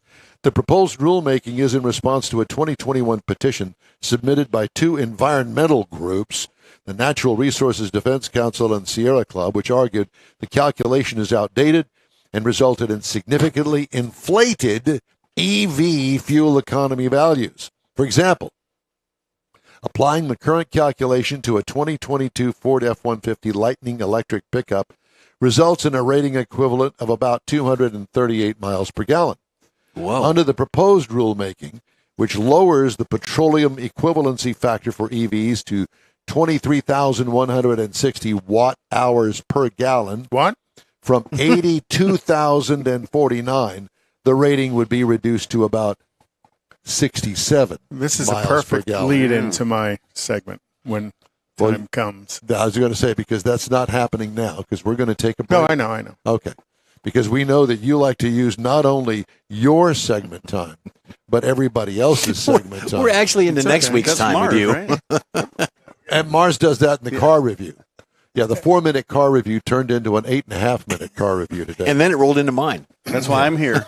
Just try to save the show. Oh, Thank boy. you for that. I appreciate it. The N-Wheel Time Car Talk Show is available 24/7 through the iHeartRadio app. Just look for N-Wheel Time Car Talk. We also video stream on Facebook, YouTube, and NWheelTime.com. We do. And podcasts are at your fingertips on over a dozen of the most popular podcast outlets. The N-Wheel Time Car Talk Show continues right after this quick break. Everyone at the Tailpipes and Tacos Cruise In at the Lupi Tortilla Tex-Mex in Katy, thank you for participating in the best cruise in around and look forward to seeing you again. You'll hear about the next cruise in date right here on N-Wheel Time. Next time you're in the West Houston Energy Corridor area, be sure and stop in at the original Lupi Tortilla Tex-Mex at I-10 and Highway 6 or the Katy location on the Grand Parkway at Kingsland Boulevard. When passing through Beaumont or College Station, stop in and have Lupi's award-winning beef fajitas and frozen margaritas. There's always a celebration at Lupi Tortilla. Lupi Tortilla founder Stan Holt and his wife Sheila are winning racers on the NHRA drag racing circuit and have a collection of hot rods and classics that everyone appreciates. Look for them at the next Tailpipes and Tacos Cruise In. The date will be announced soon and will once again be held at the Lupi Tortilla Tex-Mex on 99 and Kingsland Boulevard, just south of I-10 and Katy. We'll give you all the details right here on the N-Wheel Time Car Talk Show and online. Donations benefit God's Garage. We'll see you then. Mecum Auctions. The world's largest collector car auction company returns to Houston, April 13th through 15th at NRG Center. Featuring 2,000 muscle cars, Corvettes, exotics, customs, and more. Broadcast live on Motor Trend TV and Motor Trend Plus. From avid collectors to those new to the Mecum experience, we welcome everyone. Register to bid now at Mecum.com. You own a car you love. Well, why not let Gulf Coast Auto Shield protect it? Houstonian John Gray invites you to his state-of-the-art facility to introduce you to his specialist team of auto enthusiasts. We promise you'll be impressed. Whether you're looking to massage your original paint to a like-new appearance, apply a ceramic coating, install a paint protection film, nano-ceramic window tint, or new windshield protection called ExoShield, Gulf Coast Auto Shield is where Houston's car people go. Curbed your wheels?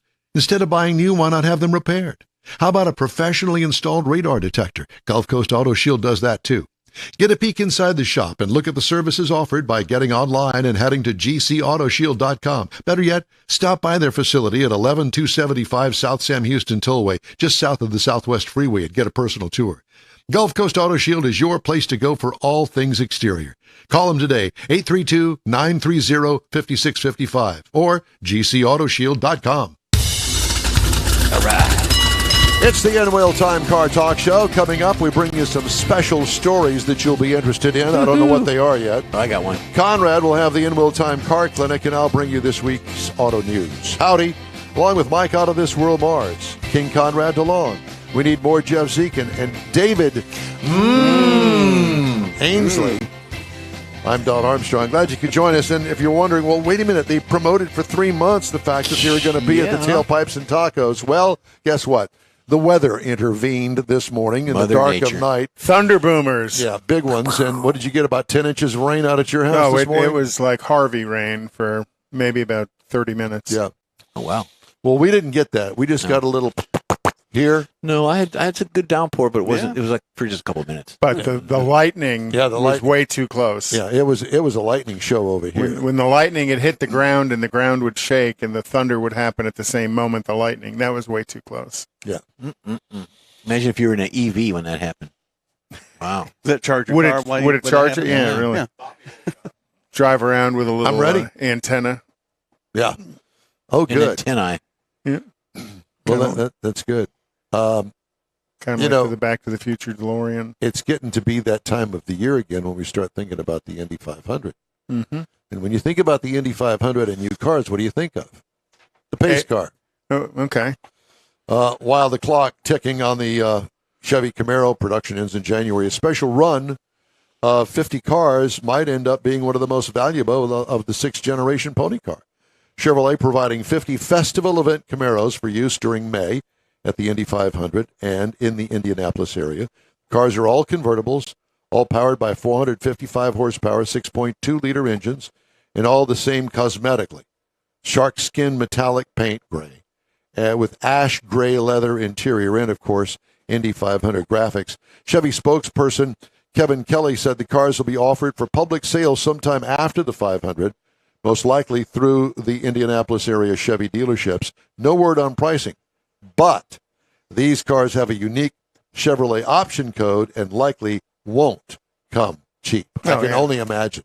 Well, and there are people who collect Indy pace cars, and the difference. Who would have ever thunk that? And some of the differences are, and people should know the differences.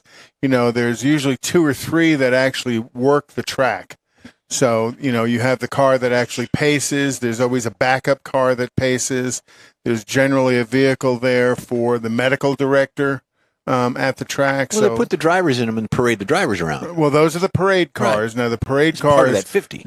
Are part of that 50. But those cars are probably less valuable than the on-track But cars. you know what's funny? Remember the day it used to be they had these dummy cars that were the parade cars, and then they had to increase horsepower and do something to the suspension of the actual pace cars. On the track, yeah. Right. They don't have to do that anymore. No, not anymore. And then the parade cars are also used in the downtown parades. Yes. So, all of the which is a huge event. Have you ever been? Oh, I've been twice with Oldsmobile, and I had to work the parade as well with the what was it, the 88 Oldsmobile Cutlass, and then the we also did the Cutlass Sierra, the little red one. So yeah, relatively involved in those. Lots of fun, lots of fun doing that. Lots of stuff going on in and around the track. Wasn't A.J. Foyt involved with the Oldsmobile car, the Aurora, at one time? Well, the Aerotech. Aerotech, is that what it was? Which was the land speed record holding car. It was actually a March chassis, and they had a turbo or a twin turbocharged quad 4 engine in them, and then they also had the Aurora V8 in them. And he was out at Fort Stockton setting time distance speed records. But he also put that car on the Indy 500 track, if I'm not mistaken. When the IRL, what was called the Indy Racing League, happened, the Oldsmobile was one of the sponsoring engines. And at the time, there were only two sponsoring engines. It was Oldsmobile and Infiniti, which was a Nissan V8. And it was a 4-liter naturally aspirated V8, and it was the Oldsmobile Aurora engine. And then they kind of switched it around and went to a 3.5 V8, and then it went to a 3.5 V6, and now I think it's a little turbo 4-cylinder that's in the Indy cars. But yeah, what was called at the time the Indy Racing League, Oldsmobile was an integral part of that starting up, and then eventually it transitioned into a Chevrolet engine at the IRL. And now I think it's Chevrolet and Honda are the two engines that are at Indy.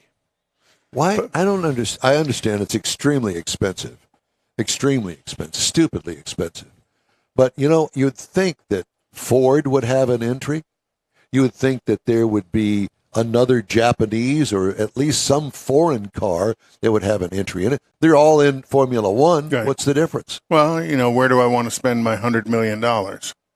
Well, I mean, they sell as many Mercedes-Benz as they do most other cars here in the United States. You'd think that there would be a Mercedes. So, again, we go back to the conversation we had earlier. If I sell 1 million cars and I spend $100 million in a racing program, $100 of that car is applied towards the racing program. Chevrolet does that because Chevrolet's racing in so many different venues, right, different series and stuff. Quite a large cost of a Chevrolet car or truck is to their racing programs. Mercedes spends multiple hundreds of $1 million in a Formula One, as does, the other engine manufacturers in F1. Chevrolet probably spends a couple of $100 million in NASCAR, as does Ford, as does Toyota. And then what's going on? Do you think it's that much? Oh, yeah. I don't know. And speaking of NASCAR, what are they going to do when there's no more Camaro and Mustang is charging on as the body of choice in NASCAR? Ask Mary Barra. She's so smart. Yeah. Sorry. Ooh. Well, okay. Was that kind of snotty? Yeah, a little bit. Yeah, it was meant to be. Yeah, dripping out of both besides the nostrils. ugliness involved in that, what do you think is going to happen? Oh, because I don't know. What are they going to do? A Chevy Bolt on the track? Because Chevy doesn't sell any cars anymore. Everything's an SUV. I have no idea what they're going to do. Well, is NASCAR going to go allow to Cadillac? Dodge Hornet. The Dodge Hornet. Dodge can't compete because of the Hemi engine. Can't compete against a. Is NASCAR going to allow older vehicles to run? There's I want to say there was a period of time where NASCAR, the vehicle couldn't be more than 3 years old. So generally it was always the latest generation of the vehicle. But even when they had the Winged Warriors back in the late 70s, there was a period where you could run the winged car, but it had to have a 305 cubic inch engine in it.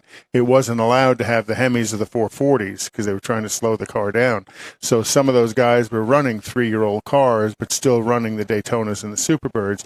They were just restricted in the size of the engine that was in them, and they just liked the aerodynamics that much. So I don't know, is NASCAR going to do something like that to allow older cars to run? I would assume so, because I think NASCAR wants to keep General Motors in the program somehow. Well, General Motors wants to get out without the revenue, without paying. Yeah, well, they're going to have to pay. Yeah. NASCAR's not going to let them play without paying. Well, I just can't. Maybe that's why they're going to Formula One. Oh, yeah, with Andretti and Cadillac. Oh, I'm excited. Well, they must have some plan in place because NASCAR sells probably the majority of the Camaros through NASCAR. Well, through the program, yeah. because people recognize that vehicle as a Camaro. Right. Whether there's any Camaro in it or not, I don't think so. Well, but it just looks that way. Yeah. Well, and it's in all the NASCARs. It's just the top and the deck lid or something. the silhouette of the body. Right. Yeah. And what's going to happen in drag racing? Yeah. Well, John Force is going to find another manufacturer. No, that's what's gonna Erica send- going to do? I should probably run it. Well, you got to look at what they're doing, though. Look at what Elite's doing. You know, the Quadra family has actually become relatively competitive with their Ford-powered Mustangs. Does she switch over to a Mustang? You got to remember, she played in the Hemi field a couple of years Yep. ago, and that turned out to be a bit of a disaster. Well, it was a different because team, they can't, different time. again, they can't compete in drag racing with the Dodge engine. Right. Because the engine isn't built. It's got a different wedge angle to it. There's certain components that are inherent. That don't work. Inherent in the Dodge. So do they engine. switch over to the Mustang program because the Quadras are having some But success? all of the research, all of the speed comes from all of the years of working with the Chevy engine. And so now you're and the going aerodynamics they've built into the Camaro. right, and now you're going to change that over to a Ford. Well, but they've been testing Quadra now for almost 5 years in the Mustang. Yeah. So they've spent a lot of time testing the Mustang program. And NASCAR is the one vendor supplier type program too. So one vendor supplies all the nuts, the bolts, chassis. the things to all those teams. So, and they're having problems with that. They're having problems with. Well, that's what got Hendrick in all the big trouble because whatever the vendor was supplying was junk. It was not a And correct part, and they had to modify it, and they got fined and huge whatever the case. fines and- But to that respect, I mean, they were supplying all the parts for the engines, for the Fords, for the Yeah, because they're trying to Toyotas. keep continuity Exactly. between the teams. And then when you have one hiccup like that, it ripples through the whole So racing. now there's a thought. How about doing Toyotas to replace, like Erica's car, all the Chevys on the drag strip? Well, you're just going to have Toyota Camrys and or Ford. whatever. But does Toyota make a V8 that's capable of going NASCAR racing? And Well, who's they race in NASCAR. Toyota's already racing NASCAR. yeah? Well, it's the truck. That's the truck engine No. out of the Tundra. No. Do they make a V8 that's capable of doing what they do in NHRA? I said NASCAR. I meant NHRA. That I don't know. I would like to think that engine. And who's been testing and tuning it to get it there so she can be competitive? I don't know. Even though this year she's kind of struggled a bit in the beginning of the year. Well, it's I'm still, not sure just what so all the that's season about. starting. There's something so. else going on behind the scenes that we don't know. You think so? Yeah. I don't know what it is, but something is. Because at this time of the year, we're what are you, 2 months in? Well, we're only 3 races in. Is it 3 or 4? 3. This is the fourth. This is the 4th race. Yeah. Well, at the 4th race, she's usually if she's not winning, she's at least runner up. Right. I She don't hasn't. I think she's gotten to the second round once. Yeah. There's another headset in that box there, Mike. I don't have anything to plug it into. But what I was going to say, one thing I've noticed on her Facebook postings and stuff, they're adding on to the shop. They're making their shop for their race cars. I think they're almost going to double it. They've been selling off trucks. They've been selling off their RVs that they use for support vehicles. I mean, they're doing a lot of selling and buying, so they've got a lot of stuff going on that Transition. generally you think happens in the off season, and they're doing it now. So I'm kind of wondering, like you say, there's something else going on. Maybe there's a little bit of distraction because they've got so much other stuff That makes sense. that's going on off the track. And look And look at Antron starting his own team, his own business. Antron struggled a little bit, and they're finally getting that path to where everything's gelling. And does Elite and Enders understand? They understand what's going on. Probably have a better insight to it than we do, knowing the loss of the Camaro and how is that going to affect their team. Well, and the fact that she's been qualifying in the middle of the field is surprising to me all the time. She's consistently in the middle of the field.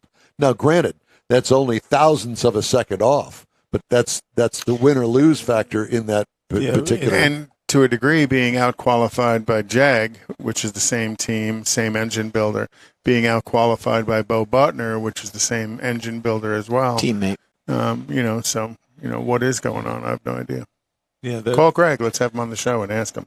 Or Erica. I don't think that'll work. Huh? No, I don't think that'll work. I don't think we'll get We Erica. don't want to And- get and Erica in trouble. And that could also compound things. I mean, if they're realizing that there's a little bit of pressure going on because of it, and they know, but they got to get past all this stuff to get to where they're going, whether it be the new cars or new contracts. I mean, there's a lot of stuff going on with that team. By the way, before we get too far, I did want to mention to everybody again that the Tailpipes and Tacos event that we were supposed to be at the Cruise Inn today for God's Garage was postponed because of the weather overnight, and it's supposed to storm again tonight. But thanks for showing up. Yeah. Yeah. So David, I was there. we apologize So for that. followers. And we'll announce the date in a future show here real quick. David left us a bar tab. The other thing is Mecum Auctions. They've been kind enough to sponsor our show here the past few weeks, and we certainly appreciate that. That show is now underway. Collector Cars, 10 o'clock this morning is when they started running across the auction block, and I understand it's going to be on TV all day today on MotorTrend.com, if I'm not mistaken. And wasn't it stated that Houston may have the largest revenue so far in Mecum's history? Could be, and but we Mecum's won't know possibly, that till the possibly. end today. Yeah. because of the one collection that they brought. What Well, have you looked at? What 39 Corvettes. I think it was like about $10 million. The Nakona collection, yeah. What a collection of cars, though. I Yeah. mean, seriously. Yep. And, you find it interesting that these big collections, to my knowledge, they go to Mecum. Mm-hmm. Not Barrett Jackson, not the other auction companies, but to Mecum. And so obviously Mecum's doing something right. Well, they have that aura of collector cars, where to me Barrett Jackson is more of I think they do a little bit more high-end European stuff than Mecum does. Though Mecum will run some high-end European stuff through. I think Mecum and muscle cars tend to go hand in hand. Yeah, I would agree with that. Well, at any rate, those are a couple of things that I did want to mention before the end of the show today. And when is our next remote, Mr. Mars? 2 weeks. 2 weeks? Yeah, well, Neaterville. kind of. Yeah. It's going to be the Hot Rod Tour of Texas. Right. We've been trying to get a hold of Bobby Sparkman, but clearly he was out drinking last night and was not with us today. Mars couldn't get a hold of him. He's And probably hugging the porcelain That Bus. or the Popo brought him driving home. the porcelain bus. yeah. So we'll make fun of him for that when we do talk to him. And so that's coming up in a couple of weeks. I'll be leaving on Thursday. Yes. And driving down to Victoria. And there is a registration event where you have to say, hey, I'm here. And We're ready to Leslie's go. going with you this time. And Leslie's going to go with me this time. Last year she had a wedding to go to and couldn't go with me. So at any rate, And you thought hanging out with your car buddies is more important than going to her friend's wedding. I wasn't invited to the wedding, okay? Well, I just wanted to poke that bear. Yeah, well, I wasn't invited. And I know you would have showed up, but I didn't because I have a little bit more manners than that. Mars.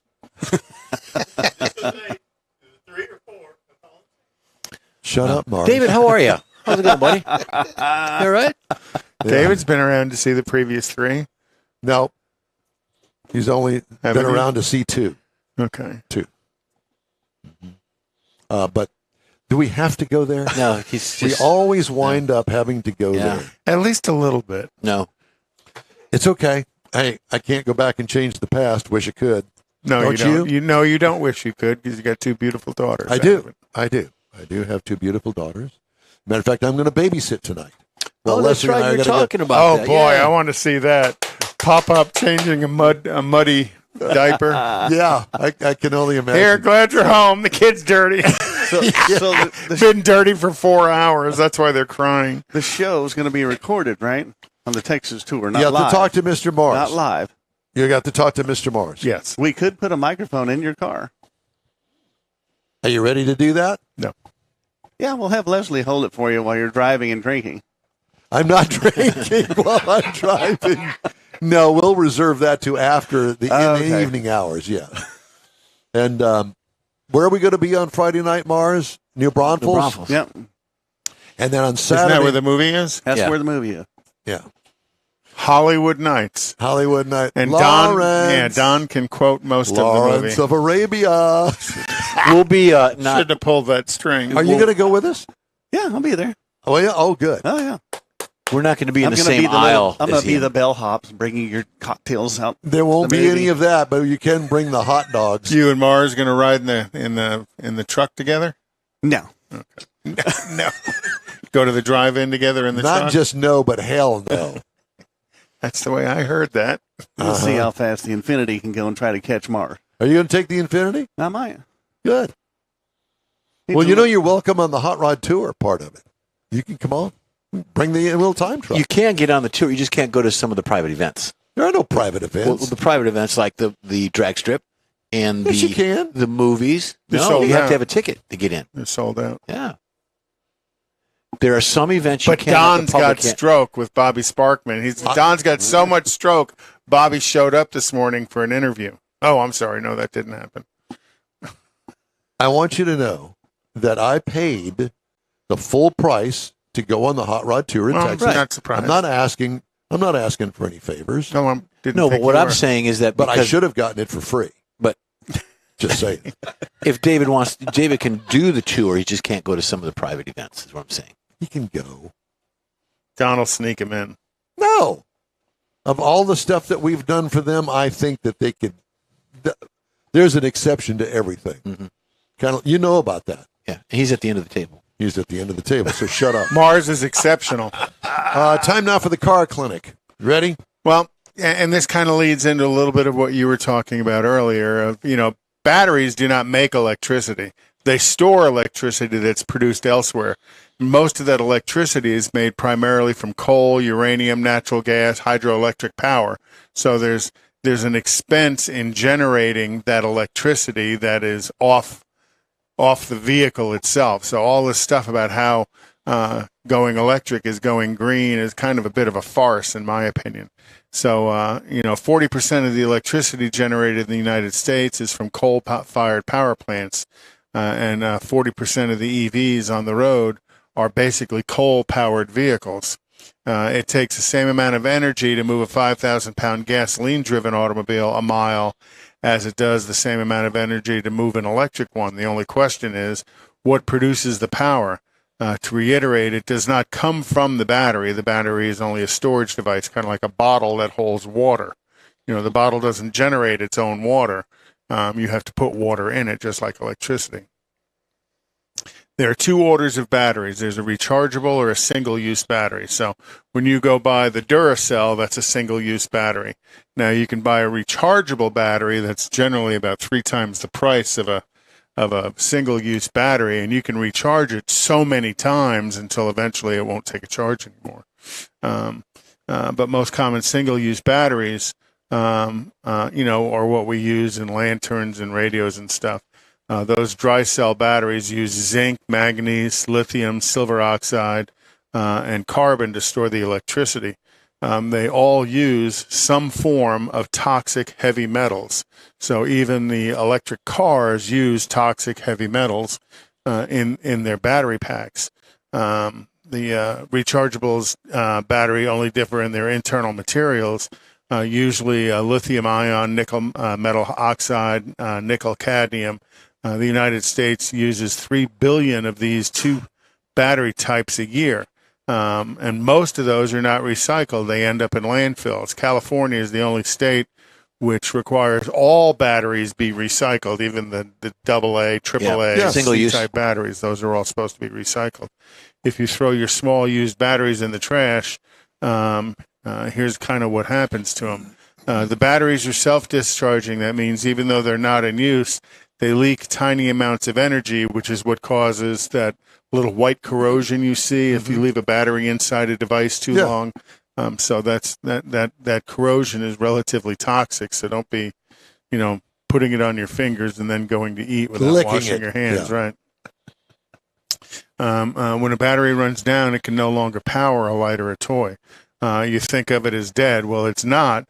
It continues to leak those small amounts of electricity for quite some time, and those chemicals inside of it will run out, and the pressure builds inside. You'll see some of those batteries will actually swell up over time, and it cracks, and the toxic metals that are left inside of them starts to ooze out. That ooze will ruin your flashlights and whatever device that you left them in. all batteries will eventually rupture. It just takes rechargeable batteries longer to end up in the landfill. A dry cell battery, there are all in addition to the dry cell batteries, there are all kinds of wet cell batteries, which is like what's in your car. What's in your car is a battery that has sulfuric acid and water, and then the two dissimilar metals are what create the electricity. The good thing about 90% of those wet cell batteries, they tend to be recycled more frequently. Unfortunately, we do not yet know how to recycle the single-use batteries properly.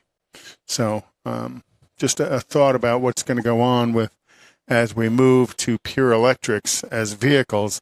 What's going to happen with all of those salvaged vehicles?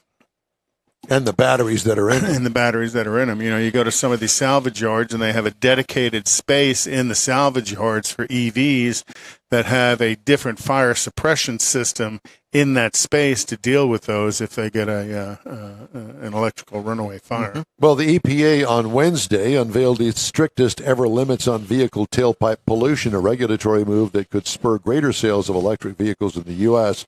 The proposed emission standards cover the 2027 to 2032 model years for light and medium-duty vehicles, coupled with federal incentives and other investments. They could accelerate the ongoing transition to EVs while clamping down on harmful pollutants in the transportation sector. Under the proposal, EVs could make up 67% of new light-duty vehicle sales and 46% of medium-duty vehicle sales in 2032. There's that. And specialty auto insurer Hagerty.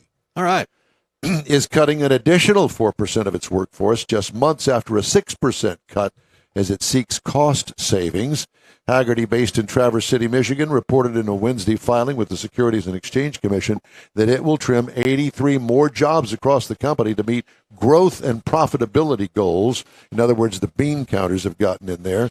Hagerty, but they never lose their jobs. Hagerty would not say when the layoffs take effect. The cut comes after Hagerty reduced the workforce in December by about 6%, or 103 employees. Did they reduce your rates? Well, I'm not a Hagerty person. We've tried to get what the lady, what's her name? Angelica Brothers to advertise with us. Can't. Well, here's why.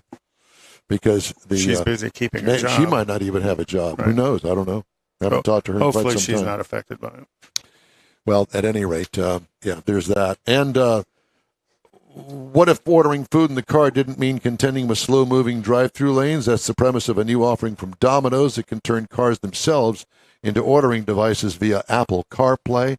Domino's is working with them to integrate the app with CarPlay, which turns a car's infotainment system into a connected iOS device. Other restaurants on the system include Dunkin' and Panera. Oh, I thought he was going somewhere else with that. I thought he was going to say Domino's is going to create a metallic oven you can put underneath the hood of your car and keep your pizza warm on the way home. That's next week. Everyone at the Tailpipes and Tacos Cruise Inn at the Lupi Tortilla Tex-Mex in Katy, thank you for participating in the best cruise in around and look forward to seeing you again. You'll hear about the next cruise in date right here on In Wheel Time. Next time you're in the West Houston Energy Corridor area, be sure and stop in at the original Lupi Tortilla Tex-Mex at I-10 and Highway 6 or the Katy location on the Grand Parkway at Kingsland Boulevard. When passing through Beaumont or College Station, stop in and have Lupi's award-winning beef fajitas and frozen margaritas. There's always a celebration at Lupi Tortilla. Lupi Tortilla founder Stan Holt and his wife Sheila are winning racers on the NHRA drag racing circuit and have a collection of hot rods and classics that everyone appreciates. Look for them at the next Tailpipes and Tacos Cruise In. The date will be announced soon and will once again be held at the Lupi Tortilla Tex-Mex on 99 and Kingsland Boulevard, just south of I-10 and Katy. We'll give you all the details right here on the In Wheel Time Car Talk Show and online. Donations benefit God's Garage. We'll see you then. Mecum Auctions, the world's largest collector car auction company, returns to Houston, April 13th through 15th at NRG Center. Featuring 2,000 muscle cars, Corvettes, exotics, customs, and more.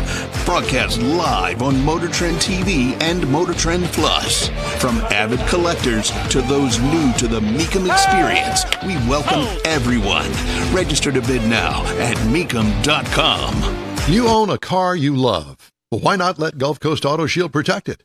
Houstonian John Gray invites you to his state-of-the-art facility to introduce you to his specialist team of auto enthusiasts.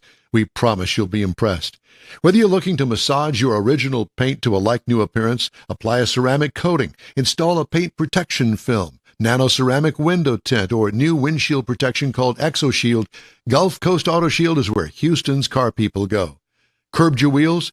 Instead of buying new, why not have them repaired? How about a professionally installed radar detector? Gulf Coast Auto Shield does that too. Get a peek inside the shop and look at the services offered by getting online and heading to gcautoshield.com. Better yet, stop by their facility at 11275 South Sam Houston Tollway, just south of the Southwest Freeway, and get a personal tour.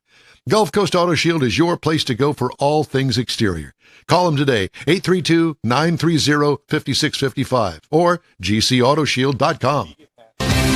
Well, that's a wrap for this week's In Wheel Time Car Talk Show. When you're online, check out our Facebook page and give us a like. Tell your friends about us. Share our junk if you would, please. Yep.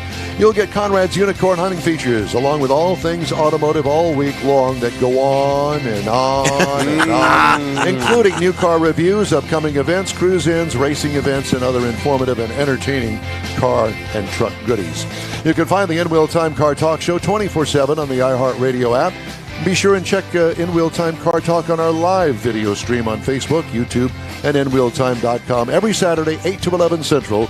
Daily 30-minute podcasts are available from over a dozen of the most popular podcast providers. The In Wheel Time Chief Engineer is David.